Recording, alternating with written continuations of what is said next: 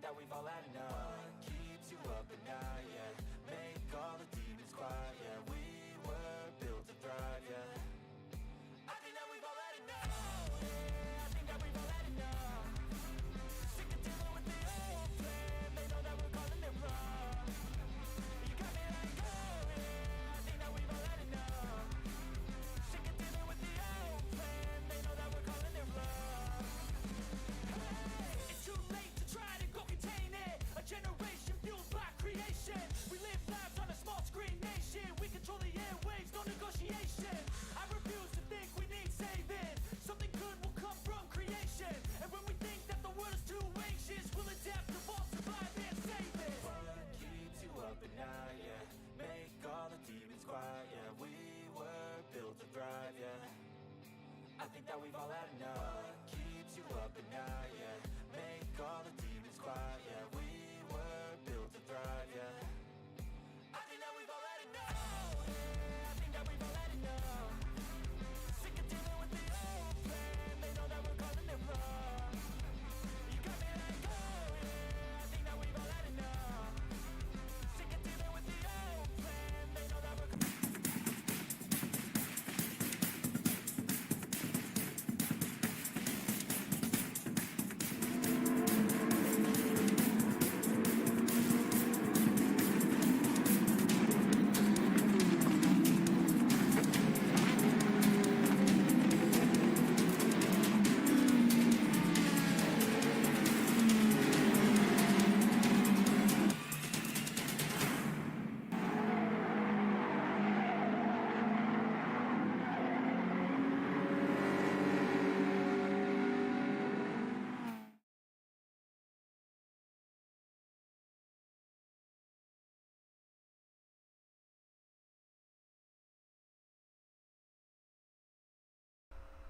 Hello, and welcome in, everybody. How we all doing? We're back. And this time it's official, ladies and gentlemen. The grind starts now. So, Saturday afternoon, we all know what that means, folks. That means it's GTRC time, Gran Turismo Racing Community. This is the big series, the GT4 Championship Series. It is a multi-split divisional series. Today, we're doing things a little differently. We don't have full driver grids here today, so we're going to smash the two together. So we have a multi-class race happening here today, and we are going to be joined by Nolander Gaming here as well, as soon as he is up, hot, and in action. So, typically I would do the pro broadcast and Nolander will do the pro-am broadcast as the races run side by side. Today, we're going to jump in together and co-host the pro-am multi-class race here today. So, we have one big race. Each driver is still racing for an overall position, but when it comes down to the official results, it'll be broken down who the pro drivers are and who our pro-am drivers are, and they'll be placed based off of their position in their each division, so they're still getting their divisional points. It's summertime, it's getting nice out, people are on holidays, things are starting to kick in. Driver grids get a little tiny sometimes, but hey, that's alright. We got a backup plan for everything. So let's talk about our round here. As you can see on the screen in front of you, it is round 8 here tonight, and, well, it's Dragon Trail Seaside. So let's take a look at Dragon Trail Seaside. Up on the screen in front of everybody there is a little look of what Dragon Trail Seaside has to offer here today. So it is a 3.2 mile racetrack. It's a 5.2 kilometer racetrack for those of us that work in kilometers. It has 19 left and right hand turns. It is a tarmac road surface. It's an original circuit here in Gran Turismo, and it has roughly an elevation change of about 125 feet. So the dash chicane, the infamous dash chicane here at Dragon Trail Seaside, of course, always playing a factor here. But we got some inventive names here. So as we head up the racetrack, the little blue arrow on the left center side of our outline there is our start-finish line. We're heading towards the top side of the track map. So when the drivers take off, they head into turn 1, which is called Hallex. From there, we move into turns 2 and 3, and the whole sector there we call Hollow Bones. From there, that takes us into a little kink, which we call Brood, and then that takes us into the Dragon Wing and the Hailstorm. So with the Dragon Wing comes the Hailstorm, and then that takes us down a little straight run into Draciana. From there, we head into the Dragon's Lair. You see a theme here, do we not? From there, we head down into a little kink called Thunder, and that takes us into turn 12 Hydra. And, well, if we know anything about what a Hydra is, ladies and gentlemen, corner is pretty fitting there as well. It's a great opportunity to make passes before you head into the most difficult sector here in Gran Turismo 7, and that is, of course, the dash chicane. So from there, we head into, at the bottom center of our screen there, turns 11, 12, 13, and 14, which is called Dragon's Breath. That takes us into the dash chicane, which we're calling the feeding, and then that takes us into Slumber, which is the tunnel after that sector. That is where the penalties are served here today as well. The drivers have a track limit penalty handed out, and then that takes us into the final corner, the second last corner, Chimera, and into the caudal fin struts. So essentially that's a rudder on a bird, for layman's terms, for those of us that aren't sure what that means. Same thing in Dragon mythology. If you do a little bit of Dragon mythology research, you will see them talk about the caudal fin struts, and that's like a secondary set of scales or feathers, depending on how you want to consider it, which allows them to turn like an airplane. It gives them a little bit of a cut in the stream, which allows them to turn a little sharper and maneuver the way they need to maneuver. So the track map based off of course, Croatian ancient mythology, and they're really into their dragons over there in their ancient mythology. So huge shout out to Misdevious and the amazing looking track map as always. What are we at here? We're at 4 minutes to race start. Let's go see if our boy Nolander's up in the chat here. Oh, he is. Hey, there he is. How you doing, my guy? We'll be better as soon as the stream can hear you. There we go. Well, I was just getting ready to message you because it looks like it's a full lobby now. It's all right. We're good to go. It is good to go. There is one spot for you here, so we're just, whenever you're ready. Oh, it's just fibbing to me saying that it's full. I see. There is a driver that wasn't supposed to be in there. Okay, then. All right. Good stuff. All right. Well, howdy, y'all. Welcome to another Nolander Gaming live broadcast, and joined here today by Mr. GT45 Gaming. We are here today with the GTRC at Dragon Trail Seaside. We have a mixture of the Pro and Pro divisions here today for a special little broadcast for y'all. How's everybody doing today? Hope y'all and yours are having an absolutely fantastically blessed and beautiful day today. How are you doing today, my friend, Mr. GT45? What's going on, my friend? Besides being tangled up in a million cords in the new setup right now, and you're still sorting that out, we're good, my guy. We're good. How about yourself? Good stuff. I was just having the old basic, streamer difficulties. All of the images that I tried to put on, every single one of them at first was just the interview screen. Lovely. So I had to go back and do it again really quickly. But we are all set. We are all good to go. And I am here on the track description, lovely track description that Miss D has provided for us. Why don't you go ahead and run us through that, my guy? You take it over. I just went through it, actually, so... Oh, did you? All right. Well, then, for my chat, we will go ahead and go through this for y'all.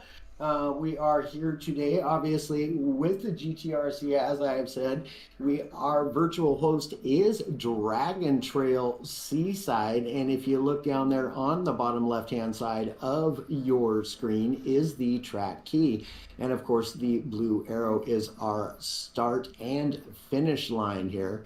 And as we run through the track clockwise, you can get a bit of a look at the track and moving forward into the very first set of corners here. And again, this is all done by Miss Devious. Does a fantastic job at doing these track maps and information here provided for us, and we're just going to go through at this point in time and give you some of the corner names that Miss Devious has provided us with some very what's the word I'm looking here for here? Some very ingenious map names, we'll put it that way, or track corner names rather. And you'll come into Hollow Bones first, will be the first sets of corners, and onto the Brood Straight, down into Dragon's Wing for your second corner, and into Hailstone, onto Dracania, and in through the Dragon's Lair and onto Thunder Strait, and down into Hydra, in through the Dragon's Breath, otherwise known as the Chicane of Death, into the Feeding and Slumber, and onto Chimera, into the Caudal Fin Struts here, which is just where your pit entrance will be. So there's a little bit of a look at that for you guys, and we'll cover a little bit more later for you guys. For now, we're going to hand it over to Mr. GT45 Gaming. All right, so it looks like we're just getting set up for qualifying here today, ladies and gentlemen. So, with that being said, I think it's time to go see what's happening on the racetrack, shall we? All right, let's flip it over. Make sure everything's working properly. Good, fantastic. All right. Get you some information on here. So it is going to be, I believe, 5 laps of qualifying here today with the drivers. Now, we don't use the qualifying aspect of the lobbies here at the GTRC. When there is bugs and issues with it, it usually means that we got to reset the grid and it delays the process. So they just do a set amount of laps, hot laps for qualifying. When those drivers are done setting in that set amount of hot laps, they'll park their cars off of turn 1 after the start finish line, and once all the drivers of course have finished their 5 hot laps, they will start the race from there. So we do it a little bit differently here at the Gran Turismo racing community. We also of course want to shout out Apex Sim Racing, one of the title sponsors here in the series, and of course myself, GT45 Gaming, the other title sponsor here in the series as well. 2 organizations providing some prizes for these drivers here this season, and it's a decent little prize pool here as well. So it's been interesting so far this season. We're getting towards the end of the season. It's been a long season, and be interesting to see how it all sorts itself out here in just about another month and a half time. Absolutely, absolutely. And if previous rounds have been any sort of indication, we're looking at some hot racing here on track for y'all's viewing pleasure here today at Dragon Trail. It's going to be incredible, my guy. What do you think about the mix-up of the Pro and Pro-Am drivers? I think it really, really creates for some exciting racing, much like doing different divisions within classes, as in GT3 cars and GT4 cars. Much the same way. What do you think? You know, it's interesting. I mean, if we watch real life racing, for example, you know, IMSA, GT World, Fanatec World Cup, all those great, amazing real racing organizations with these amazing GT3, GT4, LMP cars that they race all around the world. You know, multi-class doesn't necessarily mean that it is a different class of cars when you're on a racetrack. Multi-class can also mean you have different sets of divisions or class of drivers on the racetrack at the same time as well. And when we say multi-class here today, that's exactly what we're talking about. So the multi-class part of this race here is we do have our Pro division and our Pro-Am division on the same racetrack. Now, the reason for that being is we just don't have the numbers this week, so instead of doing 2 small races, smash them all together and let them have some fun on the racetrack. Now, this does a couple of things. It makes it a little bit more challenging for the pro drivers if they get caught up in some of that Pro-Am traffic, because you would expect that the Pro-Ams are going to be slightly slower and a little more off pace over the pro drivers. However, in this particular series, that is 100% not the case. We will see these Pro-Am drivers mixing in with some of these pro drivers here today as well. So for the Pro-Am drivers, you know, it's tough that you're chasing these faster drivers, but at the same time, it is a massive lesson in education for our Pro-Am drivers to be on track with our Pro Division drivers, because they can learn from what these guys are doing on the racetrack and maybe figure out how to take a corner better, or maybe find a different line through a corner that finds them a couple tenths of a second in their laps. So multi-class racing provides a challenge. I think it gives great experience to both or multiple divisions at the same time, and it really changes the way that you have to think about how you approach your race on the racetrack in an hour-long endurance like we're facing here today. Absolutely, my guy. And the thing is the split time difference between the two different divisions here is not a lot. And like you said, it's going to really provide the Pro-Am division a really great opportunity to mix it up with these pro drivers here on track and get to learn a little bit from them, driving lines, braking points. Trail braking, all these things is going to be a benefit to our Pro-Am drivers here today.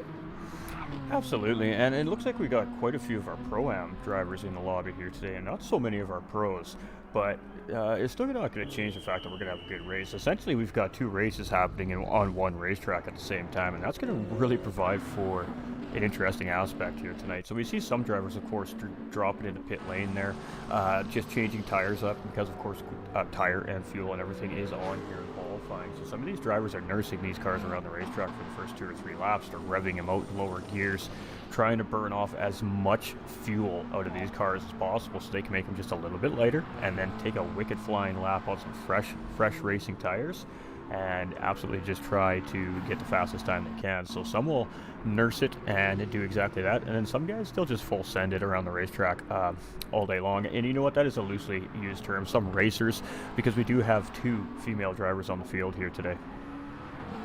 Absolutely, and they are indeed some incredible racers, very knowledgeable, have high racing integrity, and really make these fellas put in the work, because I can guarantee you behind the scenes they're putting in the work too, and they are incredibly fast and incredibly good racers. Absolutely, and we're just on one of them here right now with Rockefeller Racing's Miss Devious here, of course, one of our administrators at GT45 Gaming, but also a racer, and a very smart racer is Miss Devious as well. So it's been a pleasure to have her here in the series, and she is one of the 2 female drivers here competing today on track, and she races in the VR2 headset as well during competition. So a couple of our drivers in the grid here at the GTRC do race in that VR2 setup, and you know, I would assume that has its own set of challenges, especially under a pressure situation like endurance racing and racing for championships. So gonna be interesting to see what she can do in that Toyota 86 here today. And then let's move through our grid here and we'll go talk about our second female driver here, Puzzlement. So she's come in a little bit later into the season. She was, you know, she's working with the community here behind the scenes at GTRC for a while, racing in open lobbies, taking some lessons from some of the community members, and started to get feeling comfortable about how her driving ability and her pace was, and she started to get involved in the competitive part of the racing. She started with the mini series, of course, first, where it's a little more based on the fun side of things as opposed to the serious side of things, the league racing, and then she's now advanced herself up into this more serious GT4 Championship as well. So we don't know a whole lot about her right now currently, but I gotta tell you, just watching the improvement over the last 3 months as she stepped into the community and where she is now, it is night and day, and I can't wait to see what she's got for this Pro-Am lobby today. Absolutely facts, man. I have had the pleasure of calling comms for her before, and I can tell you by far and away she has come on leaps and bounds. Her pace and racecraft has really improved, and she's definitely one to watch here tonight. She'll surprise you, I'm telling you that right now. Absolutely, and Mr. Nolander, of course, would know definitely a lot more about these Pro-Am drivers, and of course myself. This is his baby, this division, so he definitely has a little more familiarity with our Pro-Am drivers. So let's go through our field, let's sort this field out. We have Apex Jakey, who's a substitute driver in the series, but he's pretty much been here for the last 3 or 4 rounds now. Of course, a pro tier driver with Pigham's right there in second place currently in qualifying. He's also a pro driver here today. That takes us into Apex Racing CRF, and of course a title sponsor driver here in the series. He is currently sitting in third, also pro driver. And then you're going to think that the man sitting here in 4th place is in that pro division as well. We all know who Bo Snipe is over the broadcast over the last few weeks. The guy has pace. Qualified in the Pro-Am division this season, just due to the qualification process. That's the way it works sometimes with the split. So he is actually a Pro-Am division driver this season. And this is going to be one of those Pro-Am division drivers that is definitely going to mix it up with those pros. Much of the same thing here with B8 Tap.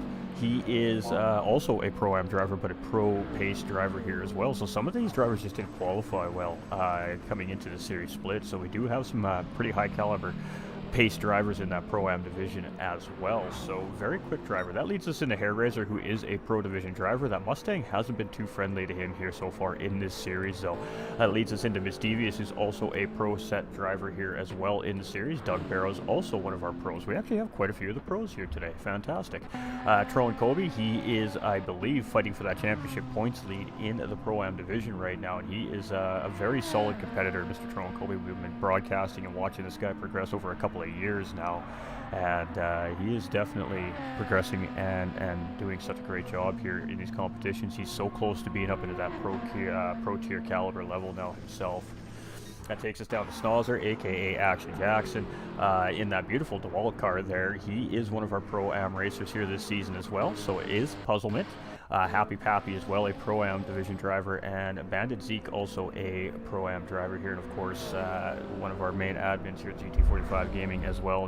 He's the main man here at GT45 Gaming. I trust this man more than I trust anybody else in the whole wide world in real life and here on the page, so we always like to see what he can do. But this is his first real year of competitive racing here this season as well, and his progression over the last couple of months has been fantastic to watch as well. So we're in for an interesting race here tonight.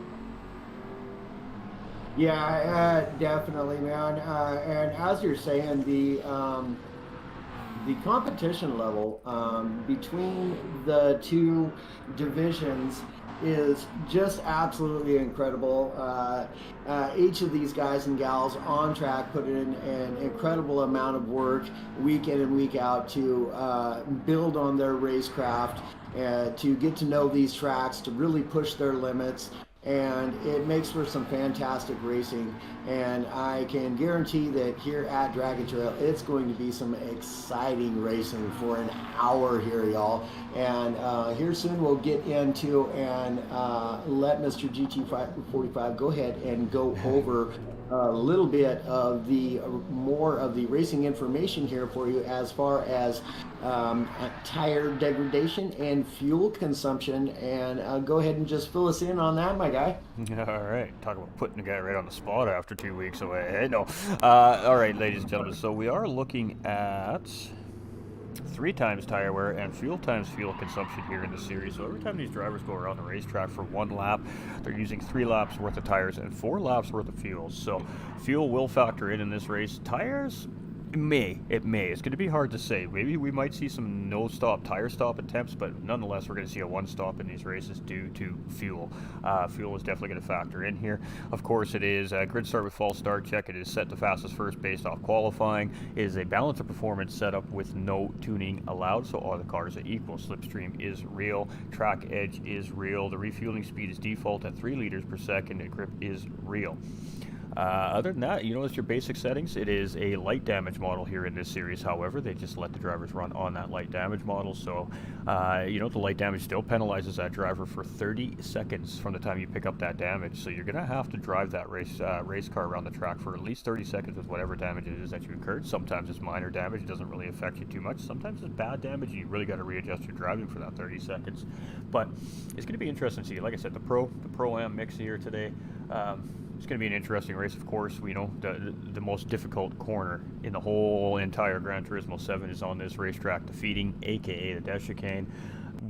We're going to see some drivers sacrifice some race cars here today. It's just inevitable. This track destroys more race cars than probably any other track in the game, and that includes Nürburgring, I think. Absolutely, and I'm pretty sure that it's caught every single driver out. There's not one that is immune to the chicane of death, or if you are one that's never been caught up and never had to experience the absolute heartache of losing it in there, then you're quite lucky, I'll tell you. But I don't believe there's ever been one, as far as I know. I do want to say a quick shout out to Mr. Pauly B. Appreciate the reaction on the stream, my guy. Welcome. You're in for a race here tonight, my guy. Absolutely. So, of course, GT45 Gaming in the booth here. We are sitting right beside Mr. Nolander Gaming, both broadcasters for the series, coming together for a juicy round 8 race for everybody, so this should be fun. Absolutely, man. Always an absolute pleasure to have you alongside in the booth, and it's always a learning experience for me. And I can tell you, quite pleasurable experience to learn from one of the absolute best in the game.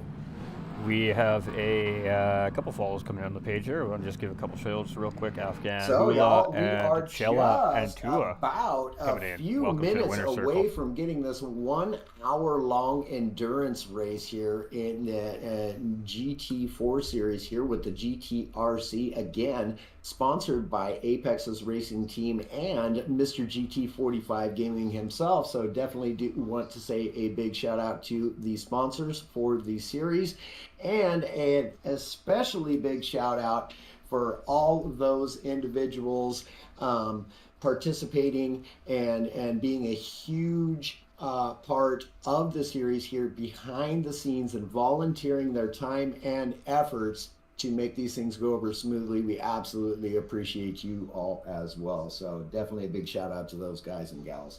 Absolutely. Got a little bumper cars happening here while we get ready to wait for the race start. We got Joe coming in with the thumbs up and Aaron coming in with that thumbs up on the stream as well.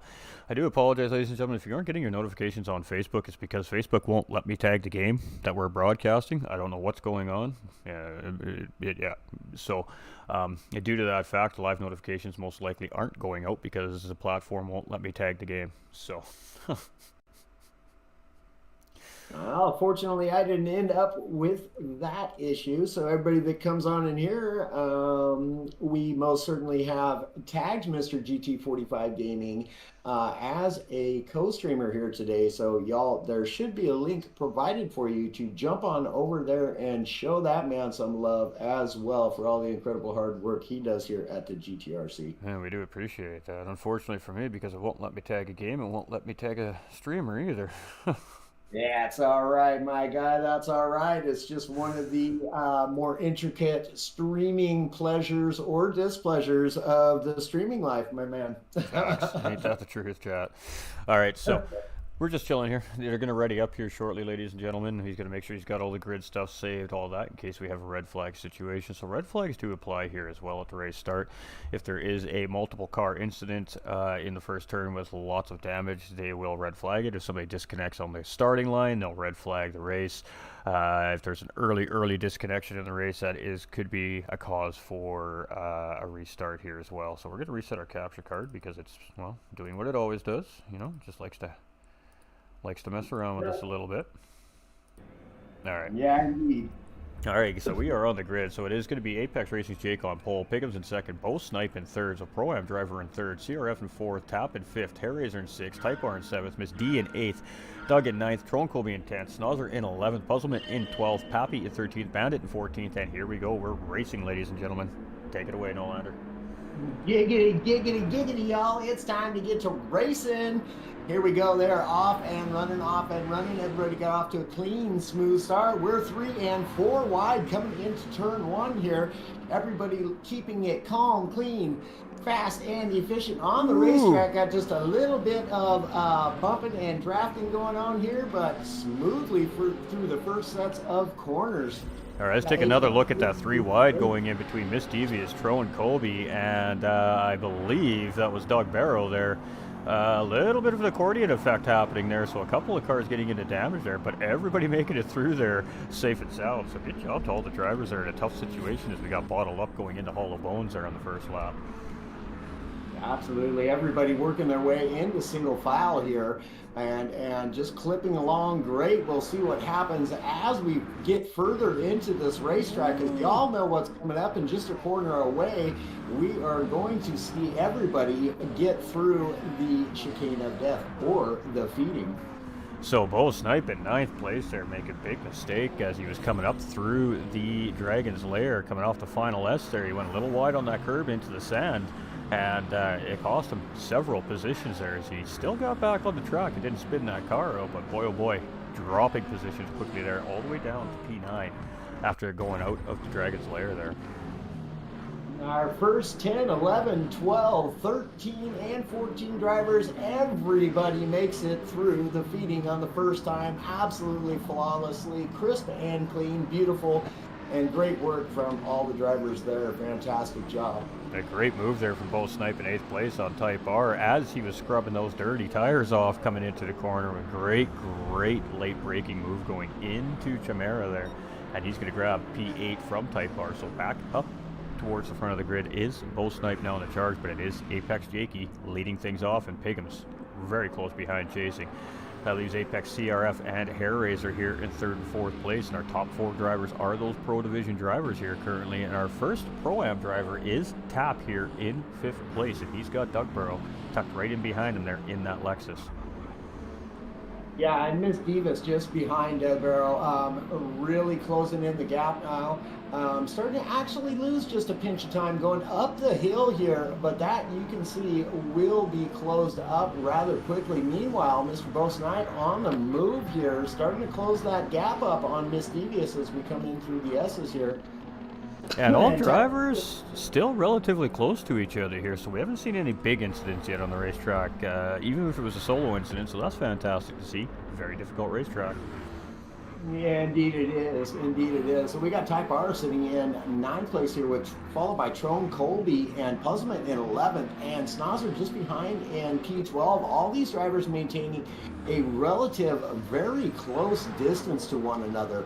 P1 through P12, not a whole lot of spacing going on. Oh, and Doug gets it wrong in the chicane, and oh, Miss Devious gets collected, and we got 2 drivers that just sacrificing race cars right there going into the feeding, and oh boy, that is going to be tough for those 2 drivers here racing. Now we're 5 deep coming through there after all the jostling in position. And oh boy, that was a tough hit there by Doug Burrow going in a little bit wide, and I think Miss Devious just collected there as Doug was kind of sideways in the entry of the feeding there. So very tough racing here already tonight, and the Dragon Trail already claiming a couple victims here. Yeah, and I'll tell you what, P6 through P10 doing a fantastic job. As you said, those 5 drivers right there in very close proximity to one another. Just every one of them keeping it calm, cool, and collected, and just maintaining their pace. Nobody really having to slow down for one another. Just all absolutely flat out on the move. Now we got Type R getting around Puzzlement and Bo Snipe looking to make a move potentially on the both of them. Bo had dropped back down a position. Now he's looking to take that position back from Type R. Does get the move done on the inside and is all over Snozzer's case now. So Bo moving up the field again here. So we're just going to take another look at that on the replay here, chat, real quick. You can see he's coming in through Dragon's Wing, heading into Hailstorm, gets inside a Type R there. That was a great move right there by Bo Snipe, and right on to the next driver there. So, like Nolander just said, absolutely clean, efficient pass made there by Bo Snipe. Yeah, indeed, and I'll tell you what, we got Piggums all over the back of Apex's Jakey doing a fantastic job of keeping up with Jakey. He is a very quick driver, and they're both just absolutely sending it through the chicane of death here, and boy howdy, that was a bit slideways there. But making it. Ooh, and Snozzer getting claimed in and the feeding there as he makes a mistake under braking, and he goes headfirst into the mid wall there as well. Ooh, Dragon Trail's biting today, folks. Ooh, boy howdy, we just gave a look on the replay there really quickly. Snozzer collecting a lot of that wall and having quite the confrontation with Barry R there. Absolutely, and Pat Zeke now on his case after that huge hit going into the feeding. So we've seen 3 drivers on, what are we, lap 3 already get collected. So about a driver a lap average right now for Dragon Trail Seaside here. And yeah, Doug and Miss Devious here is doing everything they can to get back up into this fight in the pack here as well. So definitely a pretty crazy race here so far. Yeah, Bo Snipe sitting in P7 currently, trailing Trone Colby, moving through the field rather efficiently up until this point, and I'm looking at him making a move here, coming through the S's. He's gaining that ground rather quickly. Takes a look to the inside, decides to tuck back in. Now's not the time. Takes a look again. Nope, and here comes the potential move coming out. I think Bandit just got, Bandit got collected coming up the S's heading into into, of course, Hydra there. So Bandit Zeke making a mistake coming out of the Dragon's Lair as well. And this racetrack is really bearing its teeth today. Absolutely. Bo Knight able to get that move done on Trone Colby, so we now have another swap in position. Bo moving up into 6. Trone still right there, though. Ain't going anywhere. And we got a battle here for 3rd and 4th place right now between CRF and Hairraiser. Now, I'm not really sure if this is necessarily a battle, but CRF is definitely all over the back of that Mustang right now in that Corvette. Maybe a little strategy here. Maybe he's just chilling right now on the slipstream trying to save some fuel and tire, but definitely looked like he was going to make something happen there as he closed in on the 3rd place driver, Hairraiser. Absolutely. A bit of an American muscle battle going on here between that Ford Mustang and the Chevrolet Corvette here, and the form of Hairraiser in the Mustang and CRF in that beautifully done livery, Apex livery at that. Hairraiser getting a little sideways there, manages to hold on to the car. Beautifully done there. He could have easily lost it on that berm there. I don't know that I should be calling it a berm, but that curve, anyways, can really take a fella out with a quickness. UTAP moving up as well. He's in 5th place, looking really crisp and clean, maintaining that gap. I just want to make a note of something too. For if you take a close look at this car on screen of Apex Sim Racing CRF here, ladies and gentlemen, it says USMC on the front and the back, and that stands, of course, for the United States Marine Corps. So first and foremost, I'd just like to thank CRF for everything he's done, of course, for his country and his people. Thank you for his service. It's greatly appreciated, and he is still currently serving as well, ladies and gentlemen. So just a little side note there. Obviously, it's important. Our armies, no matter where it is in the world, our soldiers are very, very important to us. They fight for our freedom. So when we get a chance, we'd like to shout them out. And of course, obviously, the reason for the color on that race car as well. Very proud Marine here is CRF. So just a big thank you to him. Absolutely, absolutely. Always love to support our men and women in the armed services, as they are a very integral part of maintaining the safety of our countries. And just a huge thank you and shout out, and our prayers go out to them and their families as they're away doing these very important work around the United States and the world, no matter where you're from. They're all dealing with the same things and doing their duty for their country. Absolutely. Got Ghostfighter Gaming coming in with that thumbs up on the stream. You want to talk about legends? Legend in the house, ladies and gentlemen. We have a nice little spicy battle between 8th and 9th place Type R and Puzzlement 123 here. Now, she tried to get a little bit inside of Type R there just a few quarters ago, and he absolutely shut the door. But that has not strayed Puzzlement away from this battle. Oh, Miss Devious has. Looks like she's disconnected here. Oh no, unfortunate. Meanwhile, as you're saying that, Puzzlement really gaining some ground on Type R there, and then Type R just turns on the jets and opens up just a little bit of a gap, only half a second separating these two, but it was like 1/10 of a second just moments ago. Absolutely, and Type R is a very strong defending race car driver as well. He's very difficult to get around, so you got to play it smart when you're trying to get around Type R. You just got to wait for him to make a mistake or leave a little bit of room for you to get in there, and it's not too often that he makes that mistake while he's defending either. So that's going to be a good battle between those two here for a bit, I think, and that may allow guys like Happy Pappy, Snozzer, Doug to start to close that gap up too as they continue to try and battle for that position. Bandit up in behind here as well, sitting about 18 seconds behind the pack here. So that's not one little incident there has cost some of these drivers here on the racetrack, but a lot of race left. We still have 49 minutes of racing left to go here yet today. Absolutely. Light damage or not, 30 seconds of damage can really put quite the wrinkle in your race. We do have Happy Pappy sitting here in P10, followed by Snozzer in P11. Doug Barrow here in P12, Bandit rounding out your field here, as you say, in P13. Meanwhile, Apex still has not managed to lead Piggums. Piggums still all over him, just 0.7 of a second down, and managing to stay well within that slipstream of Jakey, who has currently got the fastest lap on the track with a 1:46.472. So not moving along slowly by any means here on Dragon Trail today.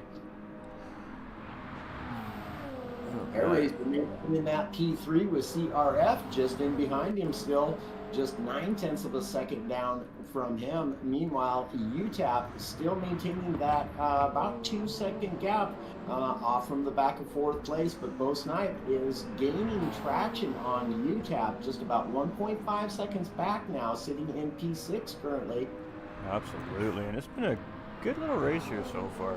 Everybody tried to settle in very quickly, which is always a good thing to see. That means everybody's ready to race. So pit strategy is going to change things up. We're going to see a little bit of delay and probably a break in between these drivers at some point in the race, especially the middle part of the race, because that's just kind of when everybody's really focused and dialed in on that strategy. So right now it's just about gaining position, gaining time, trying to give yourself the best chance you can to win for that second stint of your race. I doubt we're going to see 2-stop strategies here today. I do suspect we're going to see a very large amount of 1-stop mid-race, past mid-race strategy pit stops here. Making a move on the inside of Type R, does get the move done, so Puzzlement picking up a position there, moves up into P8. Fantastic move there by Puzzlement, but here comes Type R, taking a look along the inside. He's going to have the inside of the first corner, give Puzzlement the inside for the second corner here, and we got a race going on here, y'all, between Type R and Puzzlement side by side. Puzzlement Puzzlement there just, I think, made the smart decision and just let him have the run through there. So I really do think that these two are going to have a good battle all race long if this continues. It's very clean racing between the two of these here drivers as well. So, I mean, pass made, response made. Let's see what happens now. Yeah, absolutely. I was just going to say, as you mentioned that, very high racing integrity being shown all throughout the field here today between our Pro and Pro-Am divisions on the track at the same time here today. If you are unawares, that is what we got going on here. And really, I'll tell you, you couldn't tell if we didn't tell you. But absolutely. We do have battle here between P10, 11, and 12. Doug Barrow all over the back of Snozzer. Snozzer all over the back of Happy Pappy. And we're going to see if Doug's going to make a move here on the inside of the racetrack. Looks like he's going to go for it. Is he going to get it done? Looks like job done here. Absolutely. Fantastic move there. I was just watching that as you started talking to us. That was some good timing there. But yeah, nice little cluster of cars here for 10th, 11th, and 12th place. Now, one pro driver mixed in between the two Pro-Ams here right now. And the only Doug being there, of course, because he fell victim to the feeding earlier on in the race here as well. But now he's going to take a look here up the inside of Pappy coming into Chimera as well. And he's got that inside track, but that doesn't mean that he's going to get that position, because you could hold a really strong outside line here on the racetrack as well. And a little bit of an aggressive defense there from Doug there as well. So making sure he wasn't going to give Pappy any opportunity to try and get back around him there. Yeah, Snozzer darn near got the move done on both of them there. Had to back out. Now just falls in line behind Happy Pappy. So great little battle going on here between 10th, 11th, and 12th. As Snozzer goes up to the inside of Happy Pappy again. Pappy got the inside for the next corner. What a battle going on here. Pappy gets a little sideways. Snozzer going to take a look again. Yeah, while you're watching that one, we've got a four-way battle for 3rd, 4th, 5th, and 6th place going on the racetrack here as well, as CRF was ahead of Hair Razor. Hair Razor just taking P3 back from CRF, and we have 4 drivers fighting for that final podium position here right now as well. So lots is happening here today on the racetrack. It's awesome to have a second set of eyes. Indeed, indeed. Just switched over to this battle here between P3, 4, 5, and 6 as they're just about to make their way again through the chicane of death. And we'll see as they come in. Hair Razor makes it through, CRF makes it through, UTAP makes it through, Bo makes it through. All 4 drivers making it through nice, crisp, and clean here, and showing us how it is done. All Alright, so we're heading into Chimera here, and then the caudal fin struts, and that's just a little kink before the start-finish line here. Let's see if anybody gets a run on anybody here. CRF gets a pretty good exit, but you can see that Mustang has got some great pull speed as he's actually pulling away from that Corvette in behind him. So right now, the Battle of the Americas, Ford leading Chevy here at the moment, but CRF, he is far from done with this battle yet. Yeah, and I'll tell you, right now, Pigham's still doing an amazing job keeping up with Apex's Jake. He's still just right there, just 0.8 of a second off the back of Jakey, perhaps. Just doing a bit of strategic racing here and trying to save a bit on fuel, trying to save a bit on his tires, and just settle into this race as we are only on lap 10 and just 17 minutes into this race. So lots of race time here to go, but Pigham's doing a great job right now keeping up with Apex's Jakey. Absolutely. Here we were just on board with Bo Snipe as Tap was trying to find a way around, and there Bo Snipe doing a great job of covering that inside line through the racetrack here so far. But now we're on board with the sixth place driver as he tries to again continue this battle, and we're heading into Hydra, and this is a great spot to try and make a move. So does Bo defend or does he stay on the line? He's going to stay on the line, so we're going to see an attempt here from Tap to move up into P5 on Bo Snipe. No, Tap's being very, very patient here. He's just going to allow Bo Snipe to slip back up in front there. He's going to settle into line. You don't go too wide heading into the feeding. It's just a big no-no here. Every racer that races knows that here, and you will always see these drivers play nice right through here, and then it's battle right back on.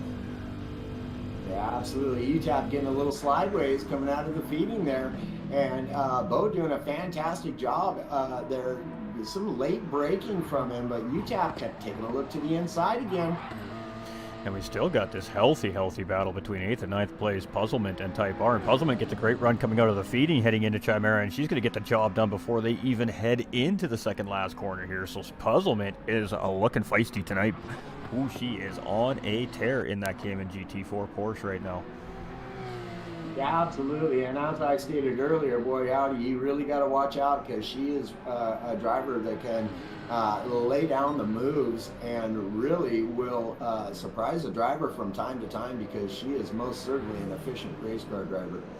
Doug's starting to pull away from that little pack in behind him with Action Jackson and Happy Pappy there now as well. So this battle for the time being anyways has settled down. Bandit's just coming into the feeding here right now. Struggling a little bit here today, but points are points. And the drivers that stay on the racetrack for the race are collecting points. So it all matters at the end of the season. Yeah, I'll tell you what he's not doing wrong. He's doing a very strategic race now and looking really good. Although our viewers can't see it, we can see it. But he's doing very good on his fuel and tire management. So perhaps a bit of strategic racing going on here from our 13th place Bandit Zeke. Still looking good and definitely in this race as we still got 40 minutes of racing to go here at Dragon Trail Seaside. Absolutely. So, now taking over, Jakey must have made a mistake somewhere. Pigham's now moves up into P1.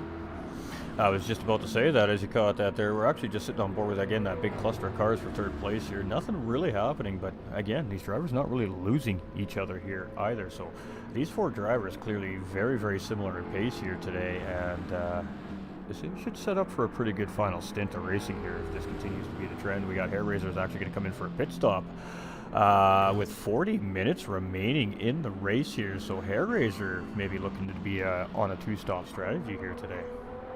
Yeah, and Bo Snipe here in P4 now is looking to make a move on CRF, and he's going to get this move done for the time being, but he's going to have the outside for the first corner here. And that is how you race side by side through Hollow Bones, ladies and gentlemen. That was beautifully done. Beautifully done by both drivers. CRF all over his business, though, still not going away anytime soon. We got us a race here, chat. We got us a race. Cap really closed that distance there with some late braking, absolutely in control the whole time, but really closed that distance. Now Bo starting to pull away from Apex's CRF here. Fantastic bit of racing going on between P3, 4, and 5 right now. And now we take a look at P6's puzzlement here. She's starting to open up that gap on Type R. It's 2 seconds plus now here in that Cayman Porsche. Boy, is she on a charge as she's trying to track down that front group, and it is coming down as she heads around the racetrack here. So she got into some clean air. She's not fighting that driver anymore. Her pace is really starting to show here. Yeah, absolutely. As you stated, starting to gain a little bit of ground on Type R now. 2.4 seconds up the road, and she's just kind of off in her own little world right now, which is a good spot to be for many drivers. Just can focus on their own race, don't have to worry about an immediate pass or threat from the racer behind. Just got to worry about catching the racers in front. Absolutely. And we're just taking a look at some of the tires and some of the fuel here, and we're definitely going to see a mix of 2- and 1-stop strategies today without a question of a doubt. It's going to be interesting to see how the 2-stoppers manage that 2-stop, because obviously with a 2-stop strategy you have a couple of options. You're going to have fresh tires, you're going to have a full tank of fuel, you can just send it for 20 minutes, or you be conservative, try to still save your fuel, maintain your pace, and then that way there, when you make your second stop of the race, you're literally hopefully just taking a splash and dash and gone again. Yeah, indeed. Race strategy, pit strategy really plays a part in these endurance races, especially a 1-hour endurance races. We see Doug Barrow picking up another position, getting around Type R as well. So moving through the field is Doug Barrow up into P6 now. Absolutely, and well, we'll see how long it takes before Doug decides to pitch here, but I do suspect the Type R may be able to respond back here if they do continue on to try and stretch it out to the 30-minute mark of this race here today. Yeah, indeed. Meanwhile, we got Happy Pappy sitting here in P8 and gaining some ground on P7 there at that time, just dropping off a little bit, goes back up a little bit as they're coming in through the corners. That's just kind of how it goes, but looking really racy here today is Happy Pappy. Snozzer just maintaining that 1.6 second deficit to Happy Pappy, but no means out of this race either, and sitting pretty good in P9 here, looking good on his tires and fuel consumption as well, with Hair Razor in P10 having come out of the pits, and that is where he'll land, and Trone Colby as well coming out of the pits. So few of our drivers here having already made some pit stops, Puzzlement included, sits in P12 now. Bandit Zeke still doing a fantastic job, got plenty of fuel, plenty of tires left just to keep going, and now finds himself just 6.8 seconds behind Puzzlement, when previously he was 40 seconds behind any racer. So his fuel and tire strategy definitely paying dividends here tonight at Dragon Trail Seaside. Absolutely, and he's kind of in a position where he can almost go to probably about the 45 minute mark right now with what I see sitting in his car for fuel. So you know, that could make for an interesting strategy. Some fresh tires and a little bit of fuel could really give him an opportunity to make up time late in the race. Absolutely. I'm just on board here with Pigham still has Apex Jakey not far behind him, just 0.2 of a second, but Pigham still managing to hold on to the race lead here for the time being, as we are on lap 14, and they are once again approaching the feeding here as they come into. We'll keep an eye out on these two racers just clipping along and smooth sailing for the both of them once again. And Bo Snipe here up into P3 now. This Pro-Am division racer who really showing his racing prowess here at Dragon Trail Seaside tonight. Very smooth racer is Bo Snipe, and also quite the strategist when it comes to racing strategy. UTAP here in P4 following just behind. And then we have CRF here in P5 as well, so he's just kind of, you know, he hasn't really seemed to panic this race so far from what I've seen. Oh, Tap makes a mistake. CRF's got to dodge and avoid there. Tap is trying to get that car spun around and not lose too many positions, so CRF gets a freebie there as he heads up into 4th place. So Tap making a mistake coming out of the caudal fin struts there. Maybe caught a little too much of that curb and just unsettled that car. It can launch your race car if you take too much of that curbing in the caudal fin struts, the final corner. And it will put 2 tires off the ground, which then you're just kind of along for the ride at that point, hoping you don't hit anything. So That may have been what happened there at the top, but CRF is going to benefit. And again, you know, as I was just saying, as all the crazy happened in front of us there, he seems to be just running his race. You know, he's just chilling, he's driving, he's got his strategy, he's sticking to it, and if there's a battle in front of him, he is all for it. But seems to me like he is just sticking to his game plan here today. Absolutely, and I'll tell you what, I see a whole lot of success in drivers who do that and maintain their racing strategy no matter what's going on in through the field around them.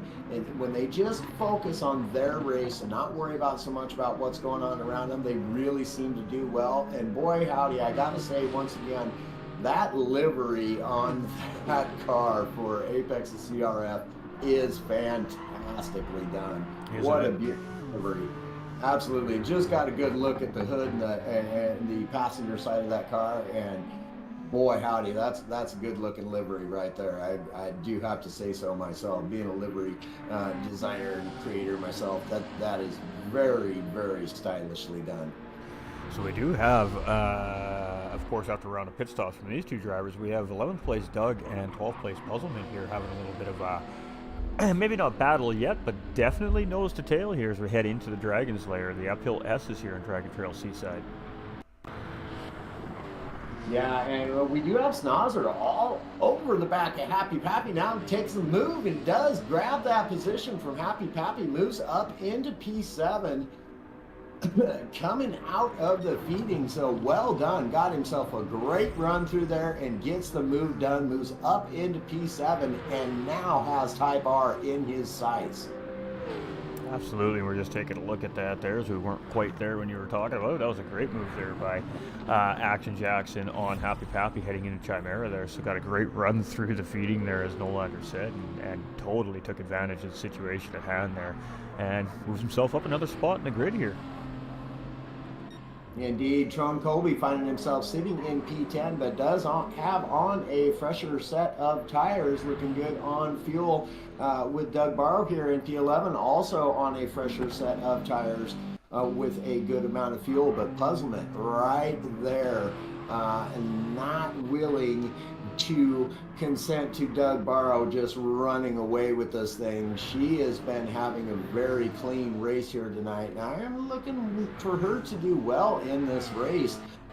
Even beings as how it is Pro and Pro-Am divisions here, as both of our race leaders in the form of Piggums and Apex Jakey now coming in to make their first pit stops. That is going to give Bo Snipe the opportunity to pull in just behind them, currently sitting in P3 now. Question is, and there he goes, CRF into the race lead now. We're just sitting on board with Apex, sorry, not Apex, Piggums. Our current race leader as he came into pit lane there, and we're just watching the magic happen behind the scenes. So a little look at what it takes to get the tires and the fuel in these cars.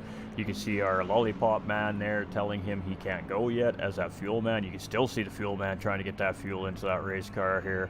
And the driver now very anxiously waiting for that lollipop to turn around so he can hit that loud pedal. And boy, oh boy, this is a lengthy stop here for Piggums, and there we go, lollipop comes up and he is out. And where is that going to put him out on the field? Jake's still tucked in right in behind, and he's going to come out what looks to be in 4th or 5th place, but there is a hair raiser flying down the track here as well, so they're going to come out in 5th and 6th place here, but all of the drivers up in front are going to owe pit stops. Yeah, UTAP sitting in P2 currently, as well as CRF. They're definitely going to be having to make a pit stop along with Happy Pappy. Hair Raiser's looking good. Piggums all over him, and Jakey all over Piggums as well. Looking rather feisty is Jakey always, and oh wow, he cut a lot of that grass and the car didn't even wiggle. Wow. That was some great driving there by Apex's Jakey. Intense moments.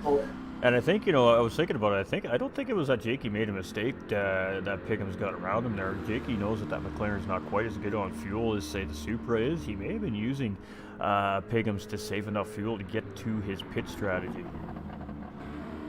Absolutely, that very well could be the case. Both of them now sitting very identically both of them coming out nearly exactly at the same time of the pits and jumping right back out onto the racetrack in P5 and P6.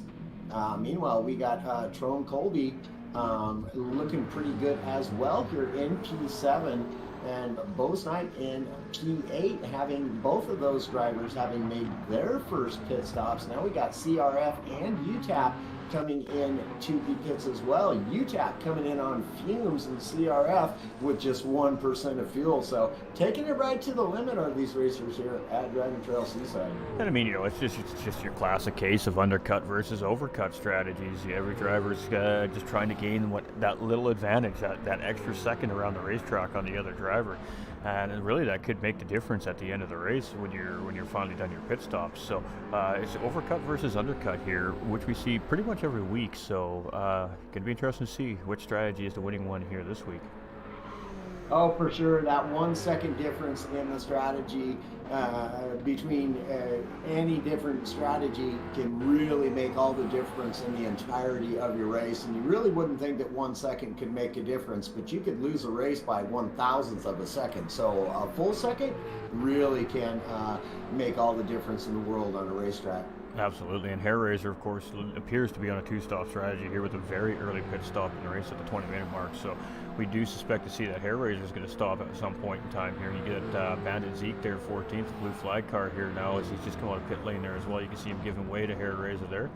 And the other drivers are just going to have to sit tight here as, of course, he's in the corner. And great job by Bandit there just to get out of the way, do the right thing immediately. He sees a three-way battle for the lead happening in behind him.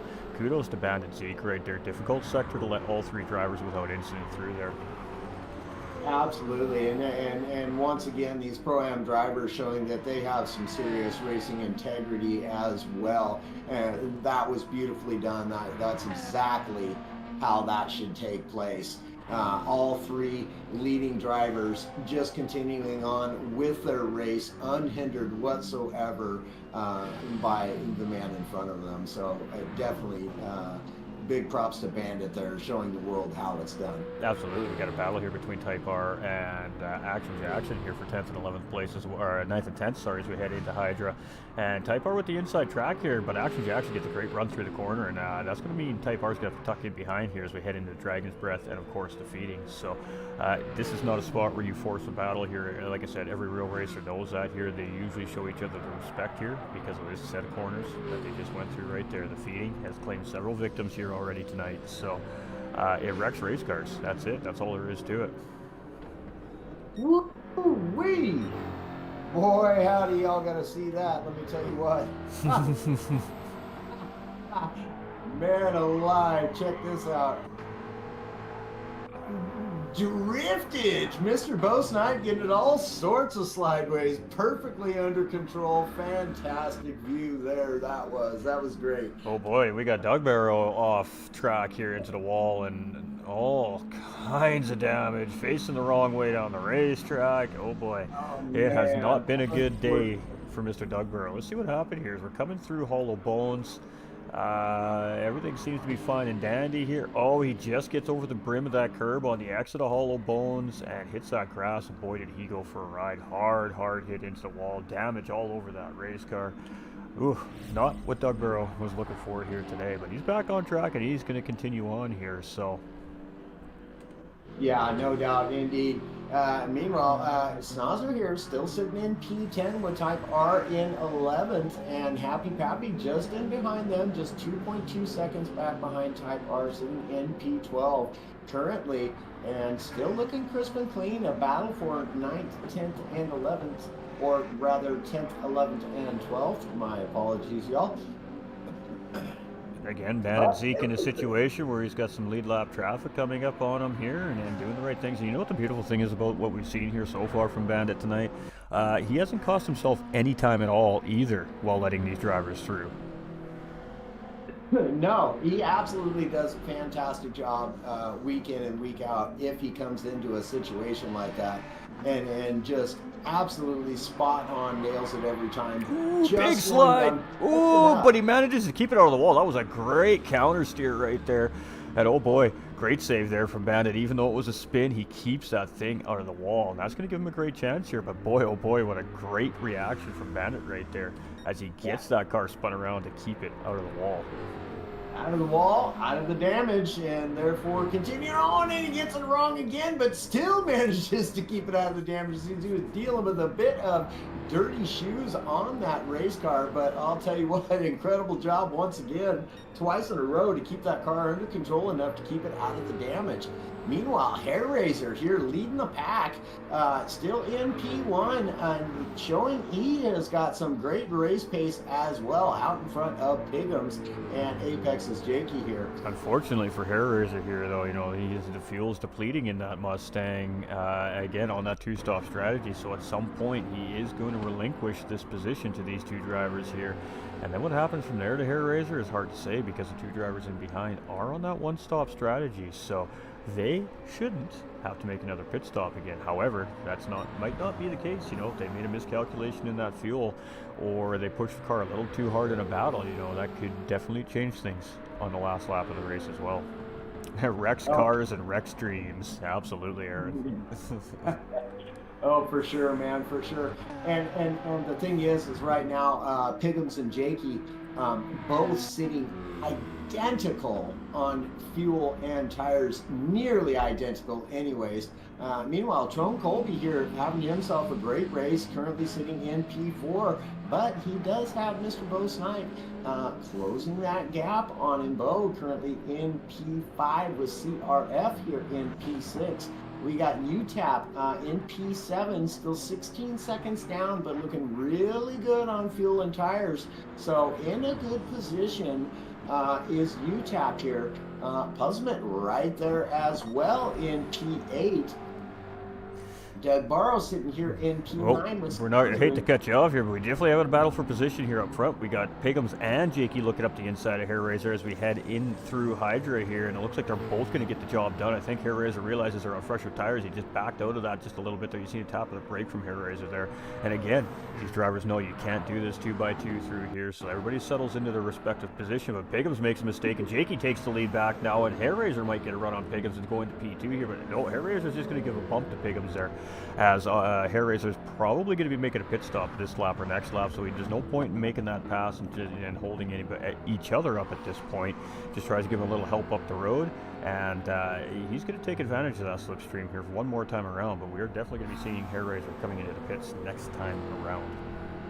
No, that was definitely a beautiful move there by Jakey coming out of the feeding as well. Both Pigham's and Jakey getting a little bit sideways, but Jakey just holding on to that momentum and just sails right by Pigham's, who did not come out of the feeding slowly at all. He was cruising, but Jakey just having some serious pace coming out of the feeding there, otherwise known as the chicane of death. That was very beautiful. We've seen lots of great passes. We've seen lots of great moments here on the racetrack today in this multi-class style race. So it's been pretty good to watch here so far. We got Doug here in 9th, Action Jackson in 10th. We've got a little bit of separation from some of the drivers here. Oh, and Bandit getting collected up, coming out of the feeding, just staying out of the way of Happy Pappy there. So Bandit just having a rough day on the racetrack here today, but he's still motoring. Yeah, and now Jakey really looking to try to run away with this thing. He's got 9/10 of a second, nearly out of the slipstream of Pigham's, and just launched that car, and he's not slowing down at all, not wanting to allow Pigham's to get back into that slipstream, making him use a little bit more fuel, making him use a little bit more tire, whatever he can do to get him to burn the resources on that race car of Pigham's. But it's not working. Pigham's is closing up that gap again, just 0.5 of a second, gaining a lot of ground through the feeding there does Pigham's. Boy, howdy, he gained 0.6 of a second right there, and now is all over the back of Apex's Jakey once again. But these two drivers still have not lost Hair Razor. Hair Razor still right there now. Oh, Snipe, sorry to cut you off here. We got a position battle for 4th and 5th here, too, as I've been watching this as you were talking about the next battle there. Bo Snipe and Trone Colby, this is also a class battle, never mind positional battle, so this is a very important battle between the two drivers, and Bo Snipe got a great run coming out of the feeding, much like what Nolander was just talking about in the battle up ahead there, and he gets him round Tron Colby, but then Tron Colby opted to come into pit lane for his second stop here, so probably won't see too much more of that for the time being, but some great battling happening all over this track today. Yeah, and I'll tell you, Bo Snipe, incredible racer he is, part of Team Rad, and super happy with the racing integrity of this driver, now finding himself in P3 in this mixture of Pro and Pro-Am division racers, having an incredible race and looking really solid right now. And I gotta tell you, Chad, it's not all pros up leading this race. It's a pro, it's a pro, it's a pro-am, it's a pro, it's a pro-am, it's a pro-am, and it's 2 pros. So there you go. Yeah, indeed. As we had previously mentioned earlier on in the broadcast, if we'd have never mentioned or told the fans and spectators of this race that this was a mixture of the Pro and Pro-Am divisions, you wouldn't hardly even know it. Their paces are not far off from one another, and they all have some really great racing integrity and race pace altogether, as well as strategy. Absolutely, and Puzzlement. Best race of the season for Puzzlement here so far in this championship season from what I've seen as well. Currently sitting 3rd overall in her class, the Pro-Am division. Yeah, no, absolutely. Sitting just 1.9 seconds off the back of UTAP. She's definitely having an incredible race here. Perhaps it's just that growth that she's been experiencing and just reached another level, or perhaps it is the racetrack here, and maybe she's just a big fan of this racetrack and it's one of her stronger racetracks. As you can see her just flying through the feeding there. No bobble, no wiggle, no nothing. Just straight on, keeps on a cruising. Absolutely. The confidence is definitely there for that driver as she continues on down the track. And that looked tough. Yeah. The feeding claiming many victims here tonight. I believe that's a half dozen cars wrecked now through that sector of the racetrack here today. So definitely getting its fill of wrecked race cars here today. Yeah, and that was a hard hit. I'm really rather surprised he didn't end up with engine damage on that. Boy, he tagged that wall coming out of the feeding there. Oh boy, and Bandit having an issue now just in front of Doug there too, coming through Chimera. So this racetrack, maybe the cooler track conditions are really starting to play in here. Some of these drivers are on maybe more worn out tires than others, and maybe that is where our struggles. You can see the clouds are starting to settle in here over the racetrack. So maybe some cooler track conditions are creating a little bit more icier conditions for these drivers currently. Indeed, track conditions have begun to cool off. As you say, the clouds really rolling in. No sun on the racetrack here whatsoever, which is definitely going to affect each of these racers and how much grip these tires are providing them. And that'll change for every degree of temperature that track temperature changes. Every degree that goes down is a degree or so to speak of grip that these tires are going to be able to provide these racers with. Exactly, and I mean what happens with racing tires is you start with a temperature, a cold temperature, and then you do expect that those tires are going to grow, increase in radius, obviously with the heat provided by racing these cars around the racetrack. So it's tricky with the weather variable that we have here, because your tires aren't necessarily going to stay at optimal temperature during a sunny condition stint if that's how you have your car set up. So when it cools down, what that means is that your tire temperature might not build up as much as you need it to have quote unquote optimal grip underneath your race car, and that's what these drivers really got to struggle with when they decide how to set that race car up, of course, before the race starts. So the drivers that think about the long run typically allow a mid setup for those types of variations in the weather, but some drivers just set up for what's sitting in front of them, and that could be some of the issue we're seeing between some of the drivers on the cars. Their cars are just starting to lose that optimal amount of air pressure in the racing tire. Yeah, for sure. Your racing strategy really could be otherwise looked at as a gamble. You're really just gambling on your knowledge of distance, tire wear from previous races, and then the weather comes in and throws a bit of a wrench in the whole system, and you really got to make decisions on the fly, and those decisions that are made on the fly can really make or break a race for individual racers. But I'll tell you what, man, Mr. GT45, we've been looking at a 45-minute battle between Piggums and Apex's Jakey. Piggums, again, finding himself on top of that battle, currently leading this race once again, and this has been a relentless battle between P1 and P2.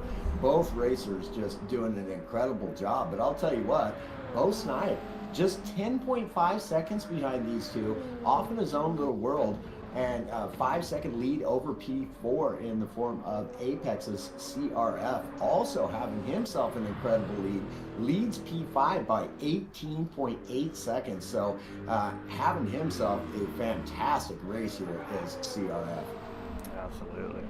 And as you can see, ladies and gentlemen, we have different variations of GT4 racing cars on the racetrack as well. You may see two of the same car, and that's because you have a Pro and a Pro-Am driving that car. Other than that, these drivers aren't allowed to drive.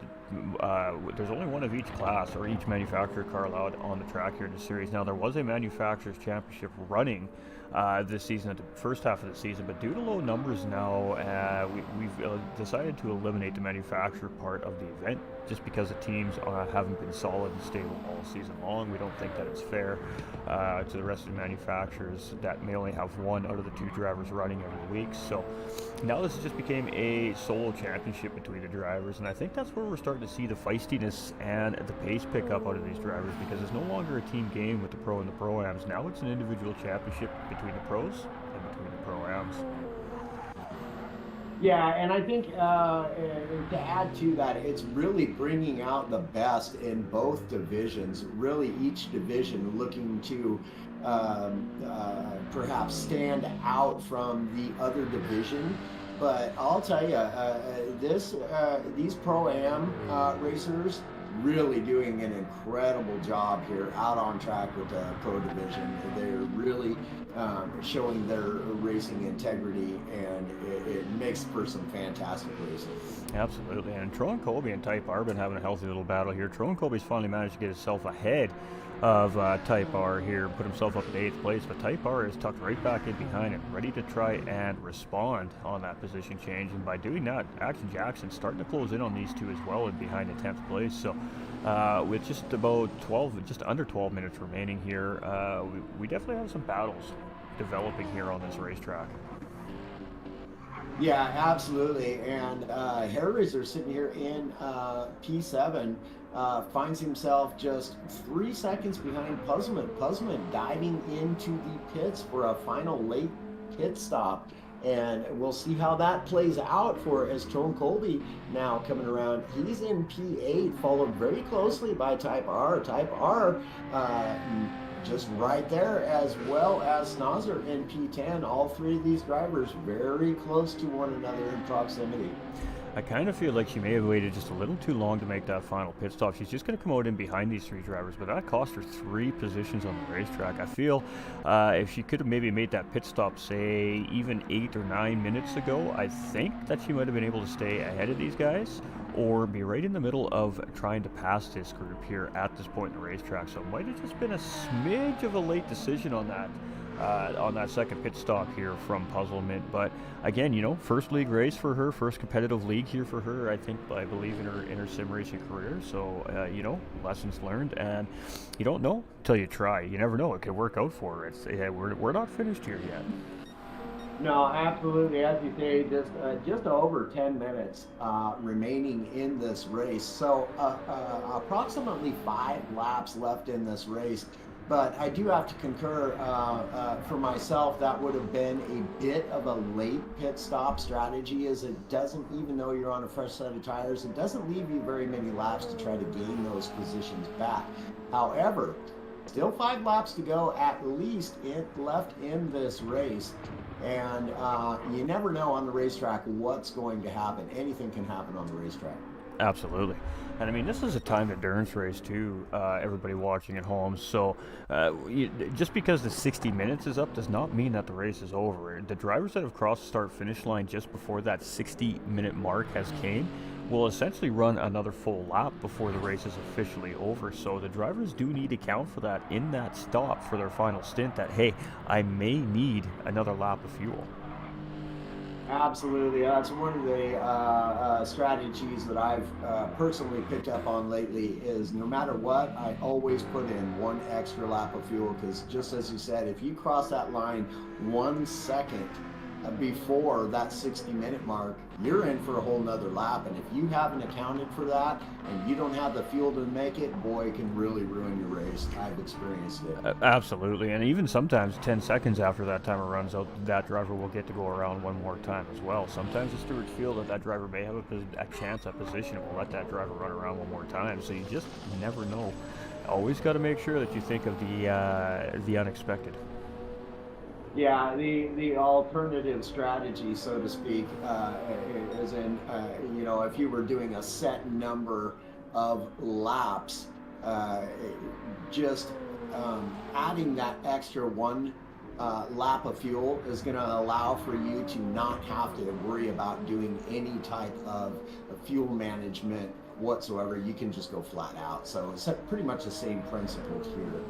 Absolutely, and we're just taking a look at all the tire and fuel situations here as we come through our field, and we're not seeing a whole lot of variation and difference between the one-stoppers here. CRF has an amazing amount of fuel. He could probably even start pushing a little bit here to try and close that gap on Bo Snipe if he opted to.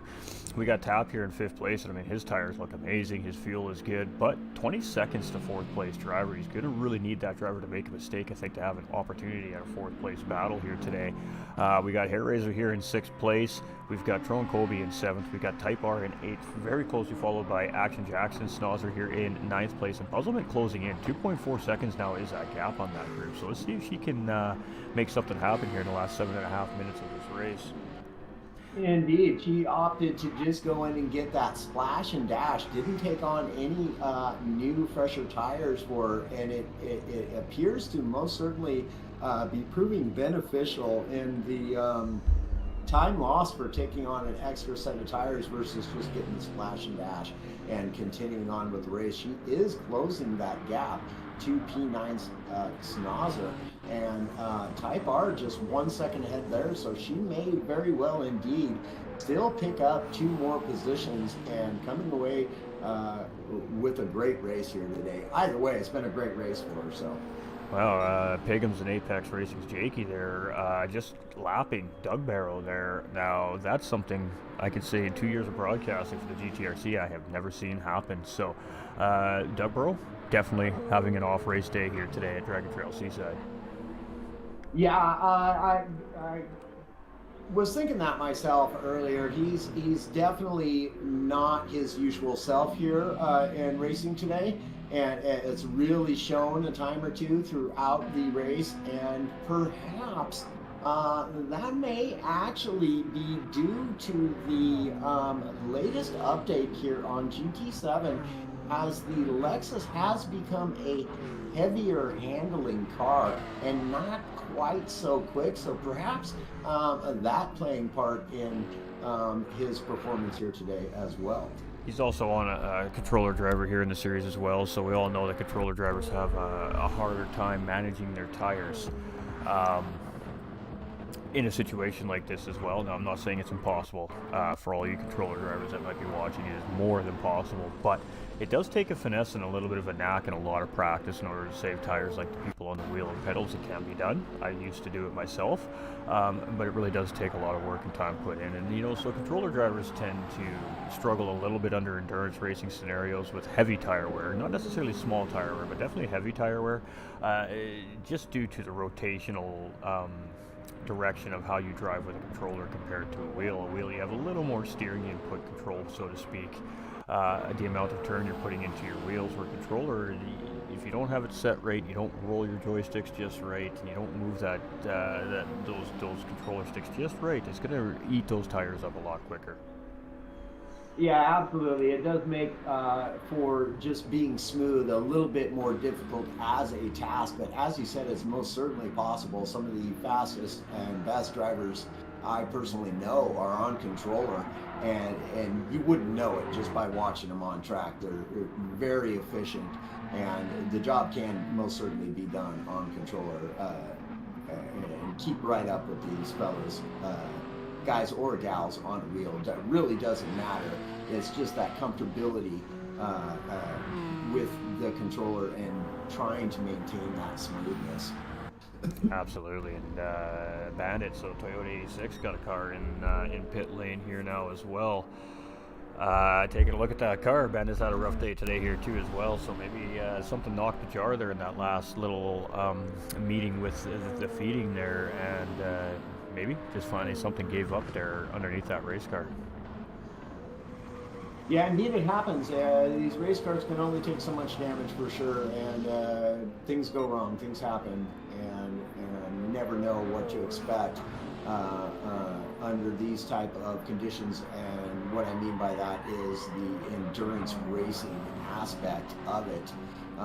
The longer a race goes on, the more wear and tear on the driver and the race car. Well, chat, you can see what I'm looking at here right now, and I think that we are leading up for a very interesting final run here.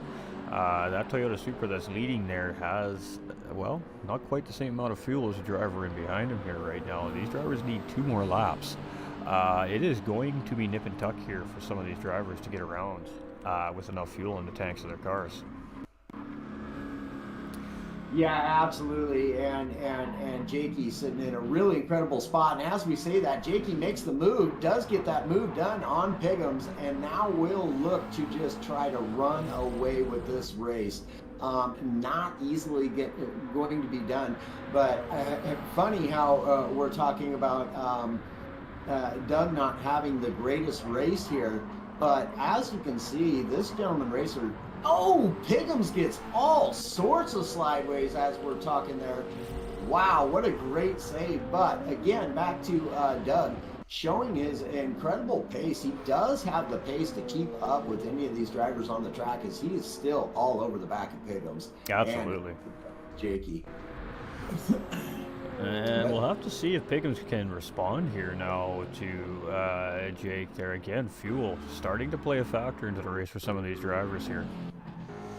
Yeah, still 2 minutes and 10 seconds left in this race, and they very well may still have 2 laps remaining in this race. It's not over. It's going to be really, really close as to whether or not this is going to be 1 lap or 2, but it does look as though it's going to be just 1 more lap for each of these racers leading the pack here today. Yeah, I do agree. We're at 1:40 coming into this second last corner here with our race leader Jakey. So this will be our final lap here, and oh boy, Piggums is gonna have to make that splash and dash.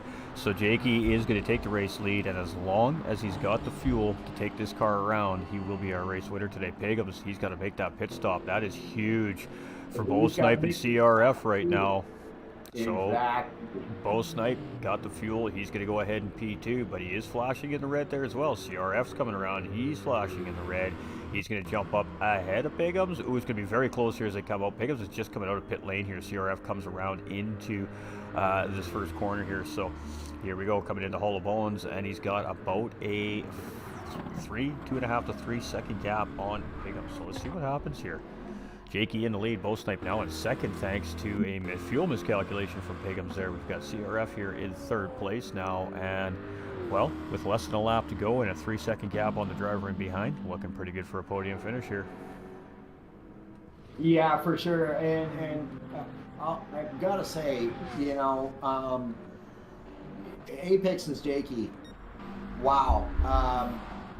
The fuel management, his strategy, his tire degradation management, absolutely on point is this racer. Nearly every single race, his tires still looking really, really good as we approach the final minutes, coming through the feeding the last time, and oh man, Bandit Z just getting it wrong there, and Jakey having to avoid that driver, and does a fantastic job of it. That was incredibly good stuff. Bandit's apparently invisible on our screen at the moment when that happened. That was a little weird, but all right. So here we go. Jakey coming through Chimera in the Cottle Fin struts right now. He's got Doug Bro right in behind him there too as well. So it's going to be round 8 race win for Apex Racing's Jakey here as Doug comes around, I believe, in 12th place there. Yeah, that's going to leave Bo Snipe coming around here now for his second place finish tonight, and that is a first place finish in the Pro-Am division for Bo Snipe. Yeah, absolutely. And once again, really, Bo just showing CRF what. coming around here, third overall, second for the pros, followed by Pigums, who's still going to find that podium position in the pros. Bandit Zeke coming across the line there in 13th as well. So it is going to be Apex, Jakey, CRF, and Pigums rounding out our pro division finish here. Sierra Bo Snipe with a first place run for the Pro-Ams. He's going to be followed up by Tap here in second place for our Pro-Ams. And it looks like it's going to be Trone Kobe here, our final third place finisher here for the Pro-Ams. Harriers are going to come around in P6 there. Where is Mr. Trone? There is Trone. He's just coming out of slumber right now, heading into Chimera, and he's got 9 seconds to Type R. So it will be a P3 finish for Trone Kobe here in our Pro-Am division as well today. Yeah, and I'll tell you quite the little story with UTAP there. On his final lap, he absolutely demolished his fastest lap. He was flying there on some pretty decently worn medium set of racing tires. He was cruising, comes in with a 146.742, just 3/4 of a second off the fastest lap. So he was cruising. All right, pole position and clean race bonus there for our race winner, Apex Jakey. So we're just going to take a look at those results there. So it is Apex Racing's Jakey in the Pro Division with the overall win and first place for Pro. It's Bo Snipe in second place overall and the first place finish in Pro-Am. CRF will take second place finish in Pro, followed by third place finisher in the Pro, Pigums, and Pigums is going to take home fastest lap. Tap is our second place finisher in our Pro-Am division, followed up by Hair Razor finishing fourth in Pro. That puts Trone Kobe in third place in the Pro-Am division, and Action Jackson just right in behind there in fourth place in Pro-Am. Fifth place Pro-Am is Type R, followed right in behind him with Happy Pappy with a sixth place Pro-Am finish, a seventh place Pro-Am finish for Puzzlement. Doug Burrow, unfortunately, with a fifth place Pro finish here today. Bandit Zeke is going to get a 13th and 8th place finish for Pro-Am, and Miss Devious will get a 6th place finish in P14 there for the disconnect early on in the race. So not terrible points there for Miss Devious with only 6 pros on the field, but nonetheless still a disconnect, and hate to see it. Yeah, most unfortunate, and I can tell you, well, it does do some emotional damage to these racers. Hey, we got Mr. Ghost Viper as well coming up into the stream with the like on the stream. Absolutely appreciate you, my guy. Appreciate you being here. Thank you, thank you. Hope you and yours are doing absolutely fantastic today. And y'all, I gotta say, man, what a race! What a race! Each of these drivers really putting on a show here today. And as we mentioned a couple of times during the broadcast, if we did never mention to you that this was a mixture of Pro and Pro-Am divisions, tell me honestly, would you have known the difference? I don't think so. I don't think so. I think especially if you're a new viewer and you don't know what the process here is at the GTRC, I think for sure that you wouldn't be able to tell the difference here today. It was some great racing out there tonight. All right, so we do have some of our drivers starting to pop in here, so we're just going to let them filter in. There we go. Trone's got the right one now. Fantastic. So we have two of our Pro-Ams and one of our Pro drivers here currently. We'll just give him a couple more minutes to see. Now, we might not see Apex Jakey here today, as he has another competition to get to tonight as well. So and we speak of the devil. We're actually going to talk to him first, just so he can get on his way. He does, again, have another race he needs to take care of here today. So while we wait for the rest of our drivers, let's talk to our overall race winner and first place for the Pro Division, Apex Racing Jakey. First and foremost, great racing out there. Very close to you and Pigums all race long. Part of your strategy just to chill out with Pigums there and hopefully get that move done at the end of the race? Yeah, it was a massive fuel save for me. I was using fuel mops all race, letting off about 100, 150 metres early into the braking zone, using a higher gear through every corner. So sitting in this draft helped me save a bit more fuel and paid dividends at the end, because somehow we made 17 laps in the second stint. But yeah, it was a good race overall. Absolutely, and I was saying midway through the broadcast, I know that the McLaren's not the greatest on fuel. So when Pigums got around you in the first stint, was that planned to allow him to go around there, or did you just make a little mistake and he just managed to get his way around there? Made a little mistake and managed to get around, but I needed to save fuel anyway. I was burning a bit much out front, but luckily came in with the matching fuel that he did. So that gave me a bit of a sigh of relief. I was thinking he was going to come in with about 5 or 10% more. Absolutely. So it worked out in the end.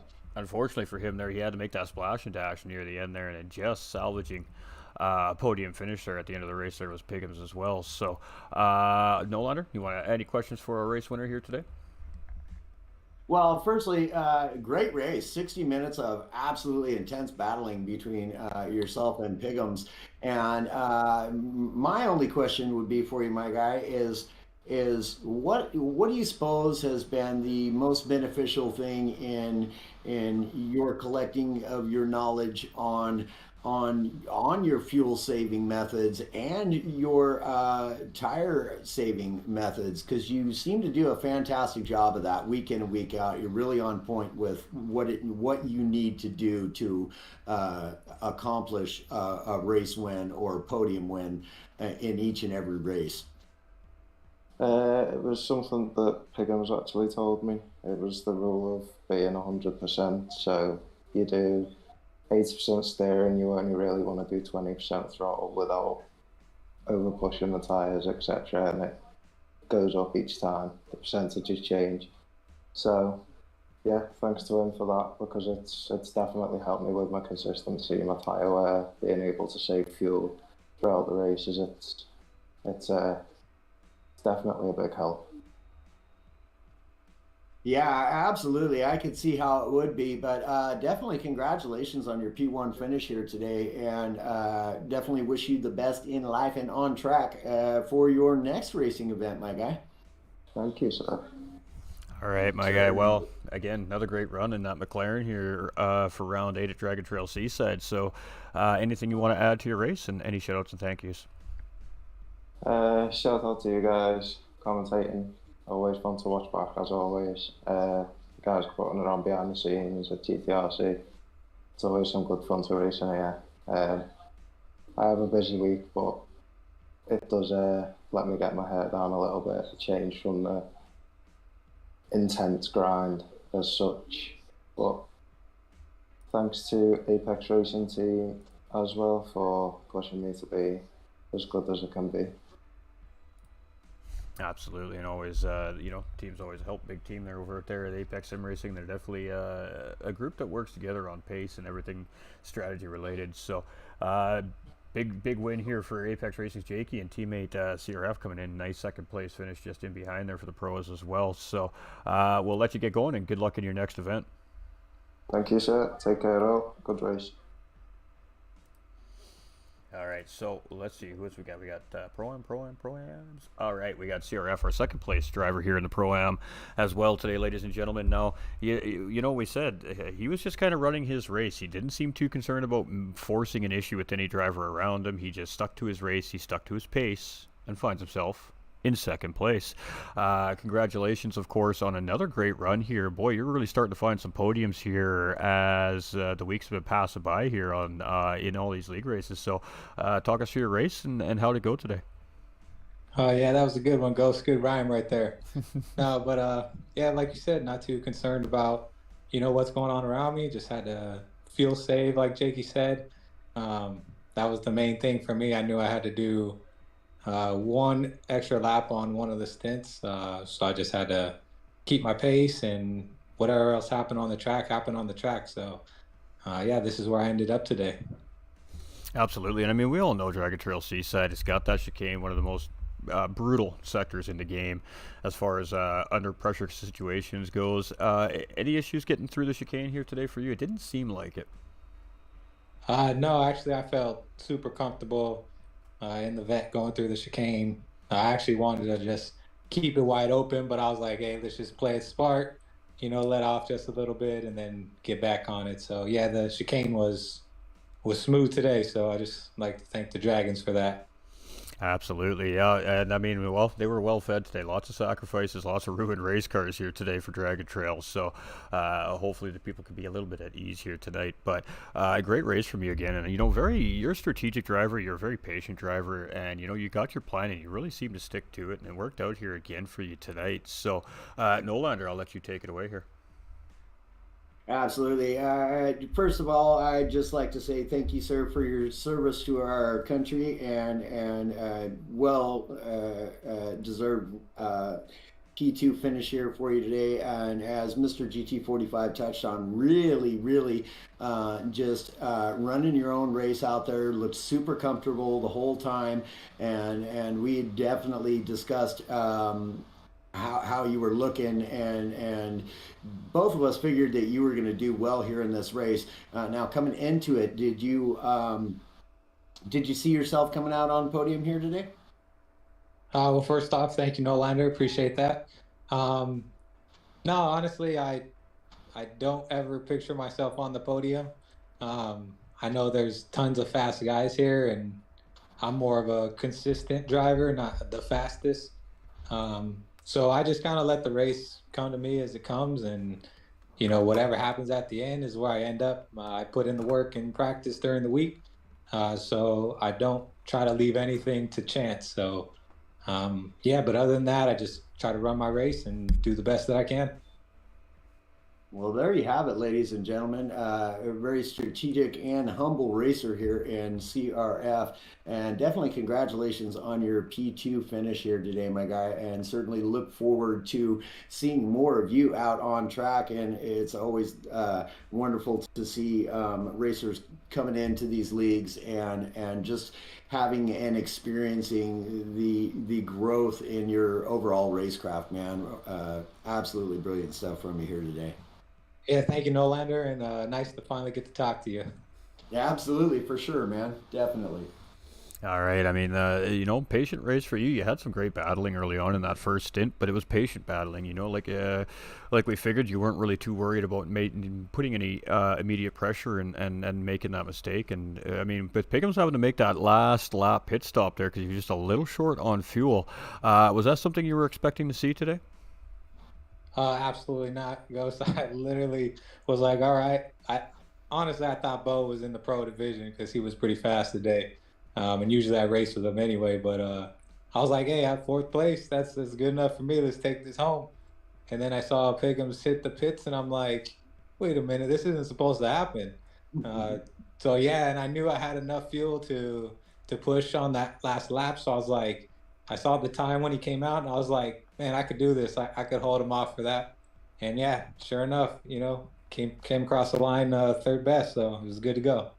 Absolutely. So third overall in the race today and second in your division here today as well. So great points for you here too as well, heading into round 9 in a couple weeks' time. So I guess anything you want to add to your race today and any shout-outs? No, just good race, and thanks for everybody watching, the fans, GTRC, yourself, Ghost, always a pleasure. Nolander, nice to meet you. And, the Apex Racing team, like Jakey said, always pushing me to get better. And, just them watching and, giving me pointers here and there. But, yeah, thanks to everyone. And, yeah, have a good day, everyone. Absolutely, and again, congratulations, Apex Sim Racing 1 and 2 here in the Pro Division today. But great race, and can't wait to see what you have in the next one. Thank you, Ghost. You have a good day, man. Thank you. Cheers, you too.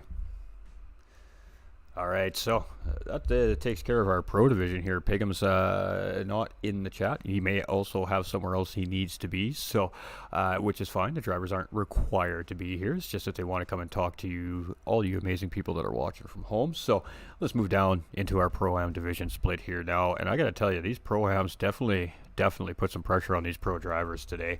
We have some pro caliber drivers in our Pro-Am division. It's just the way the splits worked out this season, but that's also pushed the rest of the Pro-Am drivers to become faster and better. And it really showed today. Actually, we've seen great pace from the whole field today. And special shout out to Puzzlement. She was the quickest I have ever seen her so far in competition. So keep doing what you're doing. It is working, and I can't wait to see what she's going to bring before the end of the season as well. But let's talk to Troll and Kobe, BMW driver here. He's been quick all season long, and this is one of those drivers that is right there every season when he qualifies, potentially on the cusp of a pro division pace. So he has definitely been up to the challenge this season to try and catch up to some of these quicker top half pro-am drivers, and today good enough for a P3 finish. So first and foremost, congratulations on a great race today, Tyrone. It was definitely a spicy one for you, a lot of action, a lot of battling, so talk us through it. Yeah, it was a rough race for sure. Trying to keep up with everybody else. Unfortunately, the BMW is harsh on tires and fuel, so I had to go for my infamous two-stop, trying to work my way through the field. Absolutely, and we've seen a couple two-stop strategies happening on the track. Of course, Hair Razor in that Mustang as well on a two-stop, and I believe Sarah was Puzzlement, pardon me, was also on a two-stop as well. But it was a one-stop dominant race, but it still was enough to get you onto the podium here today. So it's a little bit of a different look on a racetrack when you've got a multi-class race going on with a pro and a pro-am division. Does that change the way you come into the race as far as your strategy goes and what your game plan is? Not really. I expect the pros to be quicker. I hope to keep up with them, but I just couldn't manage it. But it's just all about keeping my head down and doing my race. Absolutely, and very well said. And Mr. Nolander, you want to take it away, Mr. Kobe? Yeah, certainly. I've seen you race many times, Mr. Tyrone Colby, and definitely a formidable racer in each and every race that you get into. Now, I did have a quick question for you. I just want to know what has been most beneficial for you in the overall growth of your racecraft. What's helped you the most? Practicing. I have and try to get the best game plan possible. I always want to go for an underdog strategy to kind of push myself through a race and stay consistent, of course. Absolutely, yeah. Track time definitely invaluable, and you got to have it to stay sharp. You got to have it to continue to learn and grow your racecraft. But definitely, congratulations on a great race here from you today. Looking all sorts of smooth as usual, my guy. All right, thank you. Certainly, you're welcome, man. You've been having a good run this season. Unfortunately, I didn't get a chance to bring the standings up during the broadcast, so I don't actually offhand know exactly where you're sitting, but I know you're fighting right there for the top end of the championship point standings here this season. We have 4 races remaining, so I guess what's the thought process now moving forward as we're kind of heading into the final charge of the championship here? Trying to keep going, racing, get as much points as I can. Unfortunately, both states is too far ahead for me to catch them. I just want to do my race. And I mean, anything can happen still, too. I mean, we always have the factor of course, internet connections, game issues, lobby issues, little bugs and glitches that happen from week to week within the game, it seems like. It is always possible that one of those drivers that is, quote, unquote, got a good spread or out of reach could have a disconnect. Does that change things then all of a sudden? Yeah, it changes things. I hope it doesn't happen. I don't want to win just because of that, but if it happens, I'll take it. Absolutely. And I mean, practice makes perfect. Seat time obviously is crucial for anybody who's a new racer out there, or you're thinking about league racing, or maybe you're just struggling in league racing. Practice makes perfect. Seat time means everything. And, if you're a league racer, the biggest trick, especially if you're a new league racer, is really only focus on one, maybe 2 tops at a time. That way there you can really put the time in with the car combo, the track combo. You can, find some people to work with and help you out. And that is the best way to do it. So, I mean, we see you around quite a bit, but you've really kind of slowed down on the amount of leagues you're running. And do you think that's kind of starting to really help find that next level of pace for you? Yes, because I didn't want to overwhelm myself with running multiple leagues. So, yeah, that definitely helps. And it's definitely helped when they have it spread out with like 2 weeks for each race. Absolutely. So a little bit of time, of course, to prepare and let the crews get the information they need, and of course, the drivers need to test as well. But overall, really great race for you here again today. A third place finish for the Pro-Am division. Anything you want to add to your race, and any shout-outs and thank yous? Shout out, thank you to this league for having me here, and shout out to TSG for letting me join their team, and shout out to the commentators for great commentary. Yeah, we definitely appreciate you. And again, just great race, and can't wait to see you next week, my man. All right. You have yourself a wonderful rest of your weekend. You too. Great interviews by our drivers, as always, ladies and gentlemen. I gotta tell you, the drivers are always got great responses for the questions. They don't know what we're gonna ask them in these interviews. We just kind of take it as it comes to us, as what happened in the race, and always great answers from these drivers. So just a huge shout out to the drivers that are on the podiums every week. They do a great job at being respectful and answering those questions, and great job to the whole field week in and week out for providing great action as well.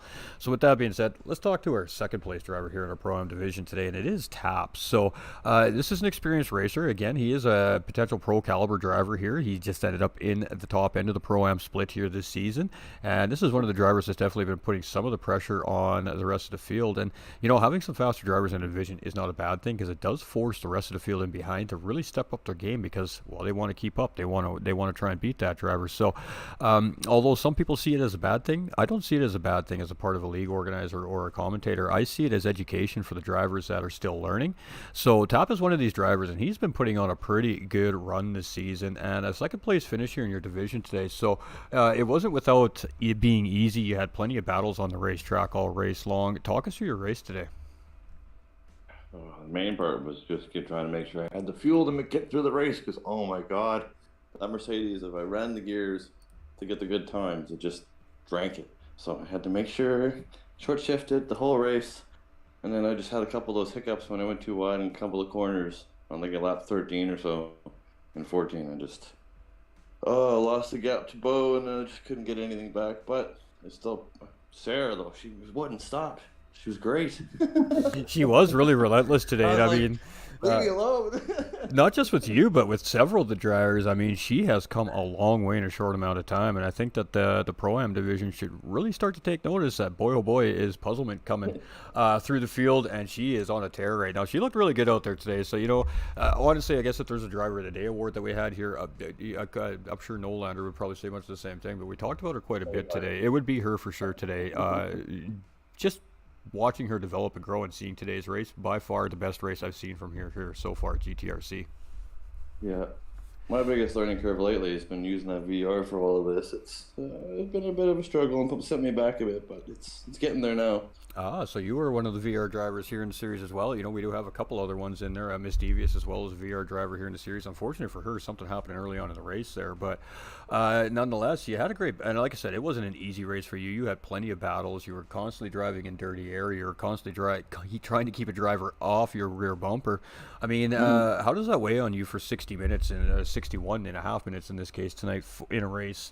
Is it just something you get used to, or does it really weigh on the back of your mind? I'd say for the first 20 minutes or 15 minutes, that first little bit is where it gets the most intense. But after that, you kind of settle into it.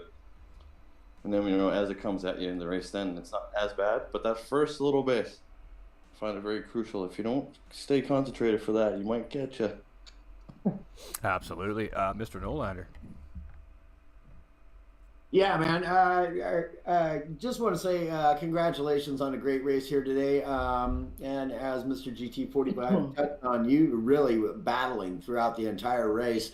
But what I found to be really impressive is your last lap, man. You crushed your lap time and came in just under 0.4 of a second away from gaining getting the fastest lap on the racetrack here today. Now, what motivates you as a racer personally to knowing you're likely not going to gain another position, but still putting down a blazing fast lap there on your last lap of the race?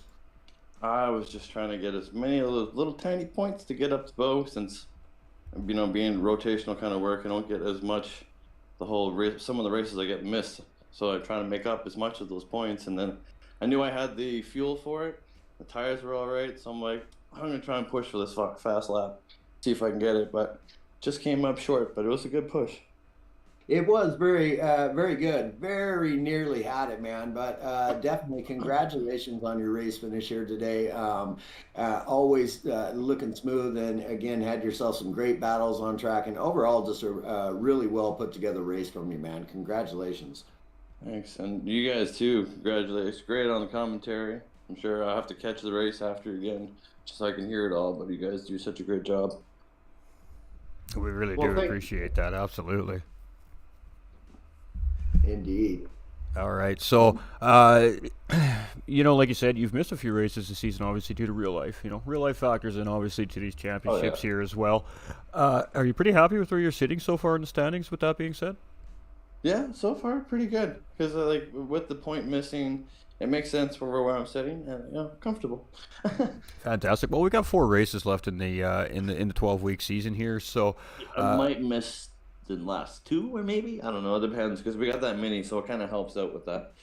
Yeah, absolutely. I guess what's the thought process moving forward here? Like you said, because of your rotational work, you've kind of just had to maximize your points when you are on track. Is that much of the same mentality moving forward for the final part of the season as well? Yeah, pretty much. That's pretty much how I've been going about it the whole time. Absolutely. Well, very quality racer, and hopefully next season works out better, where you can get a full run at that season and really show the fans what you got on the racetrack. But definitely a good quality driver here is Tap, ladies and gentlemen. Long-standing member, of course, of the Gran Turismo racing community as well. So, anything you want to add to your race today, and any shout-outs? Well, great race. Everyone did well. I really enjoyed it. All the moving around and whatnot. Shout out to everyone in the league, you guys, and all the fans out there on the YouTubes and the Facebooks. Have a good one. Yeah, absolutely. And you have yourself a good rest of the weekend. And again, great drive here with that second place finish today. Thanks, bud. All right, ladies and gentlemen, last but definitely not least, Mr. Bo Snipe. Bo Snipes, again, another one of those drivers that's a long-standing member of the Gran Turismo racing community. This driver hasn't had the amount of time and experience throughout the process of the GTRC as a lot of these other drivers have had. He's had a lot of disconnection issues in the past. This season, things seem to be working out better. A little bit of equipment upgrading and a lot of patience and a lot of time and workarounding with the league to try and help him out. And he's been able to have a fantastic full operational season this season. And boy, oh boy, is he taking advantage of it. So first and foremost, congratulations on a great race win again, right there with those pro drivers, really showing them what you got. Talk us through it, man. How'd it go today and how you feeling? Race went pretty good. There was an incident in the chicane of death. Got caught up in that, so that's where I think that's where my time was lost to the leaders. But got back in rhythm, got the car fixed, and just worked my strategy right. It was going to be tight on fuel, tires. They were going to make it barely, but the fuel was the job in this race for the Lexus, that to get the fuel to the end of lap 16. So that was the job. Fortunately, as the race went on, I figured out how to save the fuel that I needed to save, but still have pretty good pace. I actually surprised myself by that, but I remember having conversations with Piggums and Jakey and Paymay and those guys about the fast guys. Somehow they managed to do that. Somehow they find a way to be fast, but are saving that fuel. So it's something I've been working on, and I think I found a little bit of a technique today. So I was able to save the fuel I needed, but have pretty decent pace. And the biggest thing is I just stuck to that. I stuck to the strategy because I couldn't really press any harder than I already was. Absolutely. And what was it, a third place overall finish here, I believe, in the race tonight for you? Second place overall, wasn't it? Yes, second. Second, yeah. Second So, overall. Yeah. Pro-Am drivers, like I said, like we said at the beginning of the broadcast chat, some of these Pro-Am drivers are pro-caliber quality drivers. So, Bow Snipe really put the pressure on them. Now, you think maybe if you didn't get collected in the chicane, I mean, this is just a what if, obviously. What happens, happens. We can't change it. It happens. But if you didn't get collected up there in that little bit of early incident in the chicane there, you think maybe you might have been putting some pressure on that first, second place driver at the end of the day today? You know, I'd like to think so. I'd like to think I would have been there. Now, when as the race is running, I'm watching their gap, and they were getting away from me. But I had an idea that they may have been close enough together that they were drafting together where they could, and that was allowing their pace to be a bit quicker. But I'd like to believe, had I been there with them, that I would have been able to, put some pressure on them and race them a little bit and make them sweat some. Absolutely, and I don't disagree with you on that either. But I'm sure that you got a pretty happy team manager here right now, just waiting to talk to you. So, Mr. Team Owner Nolander, you want to talk with Mr. Bow Snipe? Absolutely, absolutely, and yeah, most certainly very happy to have Bo on Team Rad. Has been a great addition to the team, and I find myself learning from him constantly. And secondly, congratulations again on a fantastic race here for you today, ending up obviously P1 in your division, but overall P2. And I have no doubts whatsoever that that little incident aside, you'd have most certainly been right up there with those guys. And as it was, you were still only just 10 seconds behind him at the end of the race. So most certainly, I could have very easily seen you right up there with them and battling with them, as you've definitely proven yourself to have some incredible pace and very knowledgeable racer, and definitely very happy once again to have you on Team Rad. And I certainly enjoy watching your racing because, like I said, I learn from you too, man. So congratulations again on your P2 finish here today. Incredible race from you, man. Thank you. Go Team Rad. Indeed, my guy. And just for the confusion, ladies and gentlemen, the second place overall race finish, first in his division today. Yeah. Yep. Yes. Yeah, it definitely incredibly good stuff, man. Definitely showing that you most certainly belong up there in the pro division, and I have no doubts in my mind that that's where we're going to see you moving forward. Yeah, thank you. Yeah, I measure myself off of those guys. I try to practice with those guys when I can. I actually joined another league where those guys are at, so that I can pick up any knowledge from them possible. So I'm running 2 leagues. But I jumped in that second league to run with those guys, with those next level racers, to learn what I can from them. So the improvement you've been seeing is because that's who I'm measuring measuring myself against. So yeah, and plus I know I need to, because at some point that's where I'm going to be. So I want to feel like I'm prepared to take the next step when that time comes. Yeah, indeed, man. And that's how we get faster as racers. You just always putting yourself on track with the fastest racers you possibly can, and you're of course going to learn from them.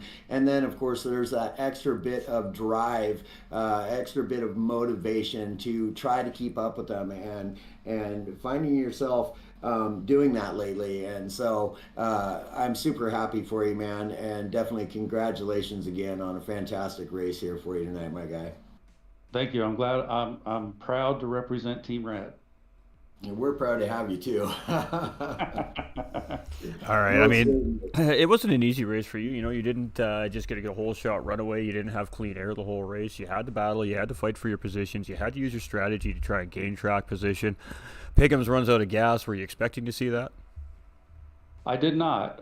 I think there was with about 5 to go. I was looking at their pace, and I knew they were working together. But I was thinking, one of those guys surely is pushing harder than they should be. But I said, no, those guys are smart. They know what they're doing up there. But for a moment, I thought one of those guys might be overextending themselves. But I just, I went right back to what I was doing, focused on what I was doing. And then, sure enough, one of them pushed just a bit too hard there at the end and had to get a splash. Absolutely. And I mean, there was a pack of four of you drivers. It was yourself, Tap, it was not Pigums, Razor, and CRF. CRF, yeah, it was a great, and you guys, that was a several lap train / battle. I mean, what are you thinking in that moment? Are you just thinking, you know what, I'm just going to stay safe. Maybe this guy's going to make a mistake. I get the free position. If not, then at some point throughout the racetrack here, I'm going to have to set him up for a move. What goes through your mind in that situation? It's still early on in the race. Obviously, you're not too concerned about forcing something because you don't want to make a mistake and wreck the race car, obviously. But what goes through your mind in that situation? It's a multi-lap thing. You're trying to break free. You're trying to get into that clean air. How do you kind of approach that whole situation?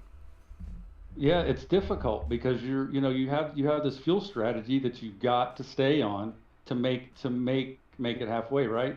But then you've got tap. I had tap in front of me, and I was slowly gaining, and then you're slowly gaining, and then you're anxious and you want to gain a little more, a little faster, but you got to stay on that fuel strategy, and it's difficult. You got to stick to the strategy. And the strategy was working, the pace was there, and like I said, I was just gaining a little bit at a time, a little bit at a time, a little bit at a time, and then the opportunity came to do the overtake, and got that done. And then behind CRF, same thing, just slowly catching him, but monitoring my strategy, just staying with it, but I was making pace. And then when we came off the last turn, for I think lap lap 12 or 13, saw Razor pit. So they said, well, there's a spot there. So then I said, nope, I'm doing exactly what I need to do. Just stick to what I'm doing. Don't do any more.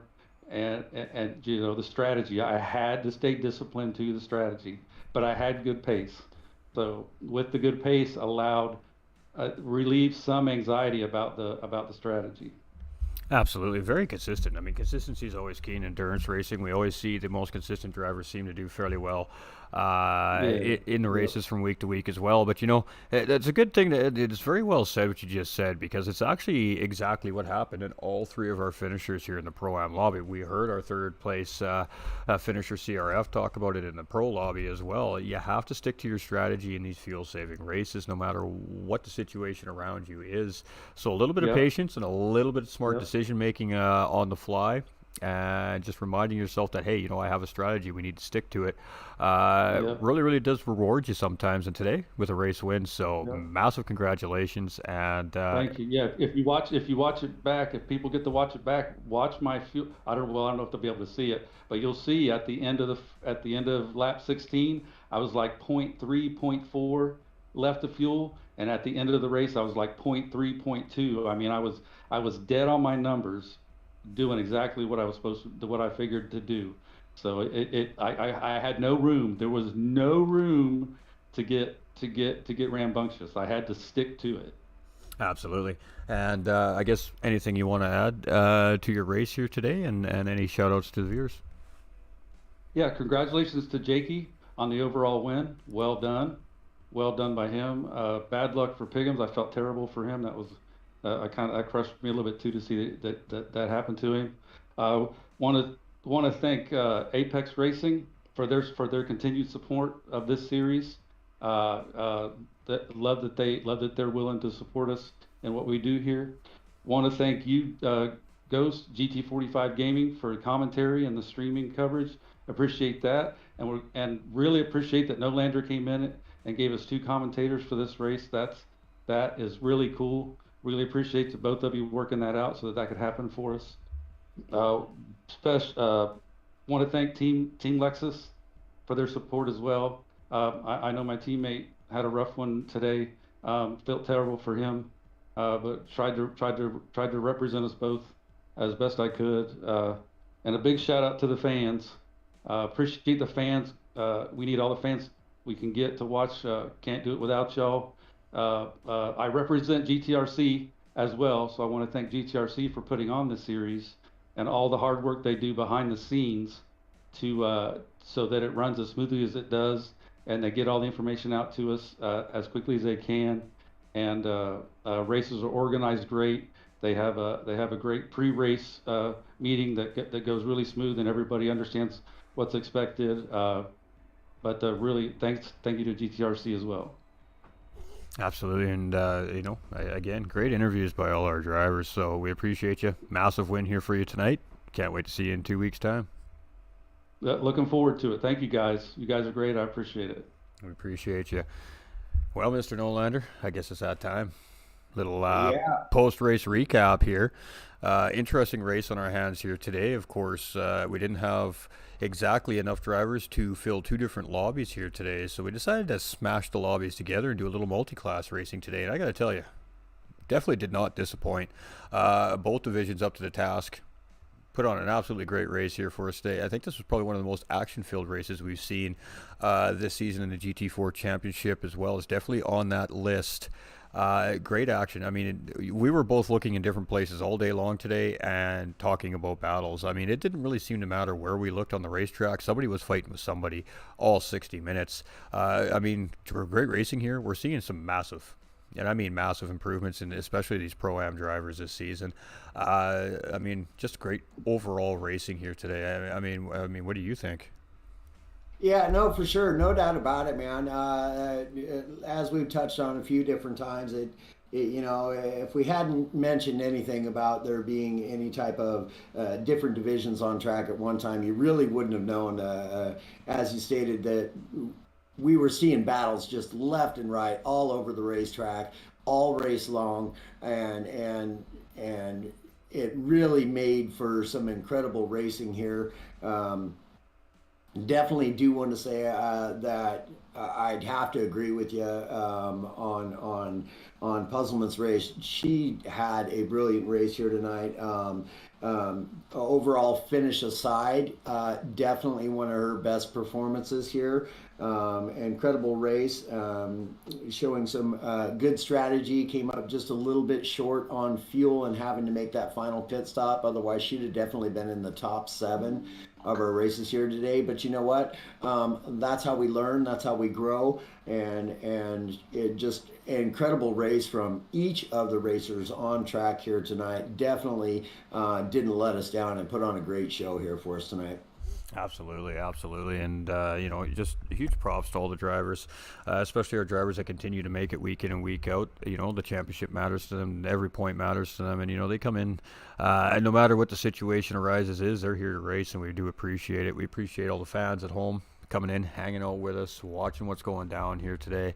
The racers appreciate it too. They love to come back, rewatch the streams after the race is done at their leisure, and see the fan comments in the chats, and they like to watch the race from our perspective. So we can't do it without the fans and the viewers at home, whether you're at work or you're on vacation or you're just at the park, letting the kids play with maybe the neighbors' kids, whatever the case may be. We really do appreciate it, and we can't do it without you. It's the fire as commentators. It's what gets us excited. It's what keeps us going, is the fact that we know that the fans are looking forward to what's about to show up on their screen. And of course, all the volunteers, the officials, the staff, the stewards, everybody behind the scenes. Can't do it without them. They're the brainchilds behind it. They do all the work behind the scenes to set it up, get everything sorted, get those rules in place and the whole 9 yards. So teamwork does make the dream work here, and it's been a tough season here this season at the GT4 Championship at the GTRC, but boy oh boy, heads down, they're still moving forward, and we're still putting great races on that racetrack every single week.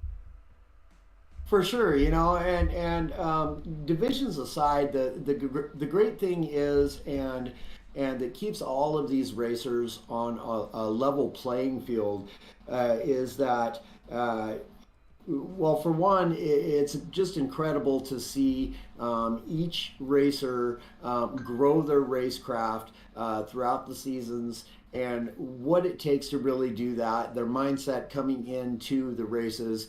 And as we heard from many of the drivers from the post-race interviews here tonight, that race strategy, and we've seen several incidences where racing discipline, your just being disciplined and staying with your racing strategy no matter what happens on the track, really proving to pay dividends here for racers, especially in these endurance races. It makes all the difference in the world, as Bo kind of touched on a little bit there. Really just having that driver right in front of them, and knowing that you are gaining on that driver and really wanting to push just that little bit extra, but maintaining the discipline and not doing so.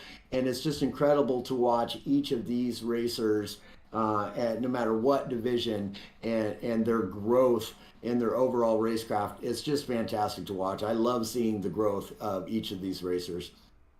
Absolutely, absolutely. And we're a month away, 2 months away, just the way this series is spread out. But we're 4 rounds away from crowning Pro and Pro-Am division champions here. So things are starting to heat up. I do suspect we're going to start seeing grids fill up a little bit here near the finale as well. But I gotta tell you, it's going to be a battle for those podium finishes here this season. We're also supplying a Driver of the Year award away as well. It's going to be one driver picked between the 2 divisions, and that's going to be decided by the broadcasters and the administration staff on who that driver is going to be this season. So we do have some fun little stuff for the drivers here this season as well, and that's just to say thank you for their time, their effort, and everything they provide us to be able to bring the content to all the folks at home. So huge shout out to GTRC and its community and its drivers. Absolutely fantastic stuff. Oh yeah, man, that's good stuff. It's an extra little bit of motivation for each of the racers on track, and it's just nice to see communities coming together in support of one another, racers coming together in support of one another. And I've said it before, I'll say it again. There's no community out there in the gaming world like the racing community. They are 100% for each other, even though it's a competition on track. They're most willing to throw down tips, ideas, strategies, and just help one another grow in their overall racecraft. And that's my favorite thing about the racing community is everybody willing to lend a hand to another racer, even though it's a competition. Don't find it anywhere else in gaming. No, and that's true, and I mean, just huge shout out to the sim racers out there and the fans alike. It all makes for a beautiful sequence of events, and we'll be back next Saturday at the same time, 3 p.m. Eastern time, here for our Round 3 mini-series Super Radical Cup here at the GTRC. So the GT4 drivers getting about a 13-day break to get ready for Round 9, and in the meantime, we'll have some Radical Super Series for everybody here next weekend. So Mr. Nolander, as always, love having you in the box. Always a great time. I think there's not much else to be said, but we had a pretty great race here tonight. Absolutely, I couldn't agree more. Definitely, always a pleasure getting to do the comms with you, and again, always learning from you. And I certainly appreciate you, my friend. Absolutely. I got to say, Nolander was absolutely on fire tonight, chat. I was just sitting back enjoying leaving him take the lead here tonight. Great comms by Nolander Gaming over there on Facebook. Make sure you go like, share, and subscribe to that man. Great commentator. Appreciate you, my dude. Hey, thank you, my friend. Thank you. Same for you. Like I tell everybody, hey, I've learned from the best in the business, so it's definitely been an incredible pleasure to learn from you, to get to call comms with you, and for all your help. I thank you greatly, my friend. Absolutely. Nolander community, I love you guys and gals. We'll see you all very soon. All right, ladies and gentlemen, that was some great racing tonight. As one of the sponsors of the GTRC here, GT45 Gaming, I see great potential with this organization, this group, the community, the drivers. It's been a rough go this season. Anybody who's a part of the community is no stranger. We've had, some adversities to face here this season with the sponsorships and the multi-divisions. We're learning a lot of things here at the GTRC community. Hasn't gone 100% as planned. Very rarely does it, but you know what? it's still going and we're still here, and I really appreciate all our drivers still here competing. So four more rounds, 8 more weeks, we're crowning a champion here in our Pro and Pro-Am division at the GTRC GT4 Championship, and the week before that we're crowning a Radical Super Cup champion as well. So until the next time, ladies and gentlemen, stay strong, play smart, be safe, stay winning. And remember, you all matter. Our doors are always open. We're always here to help. And we love you all so much. Thank you for all the continued support here at GT45 Gaming and the GTRC and Nolander Gaming. We'll see you all next time.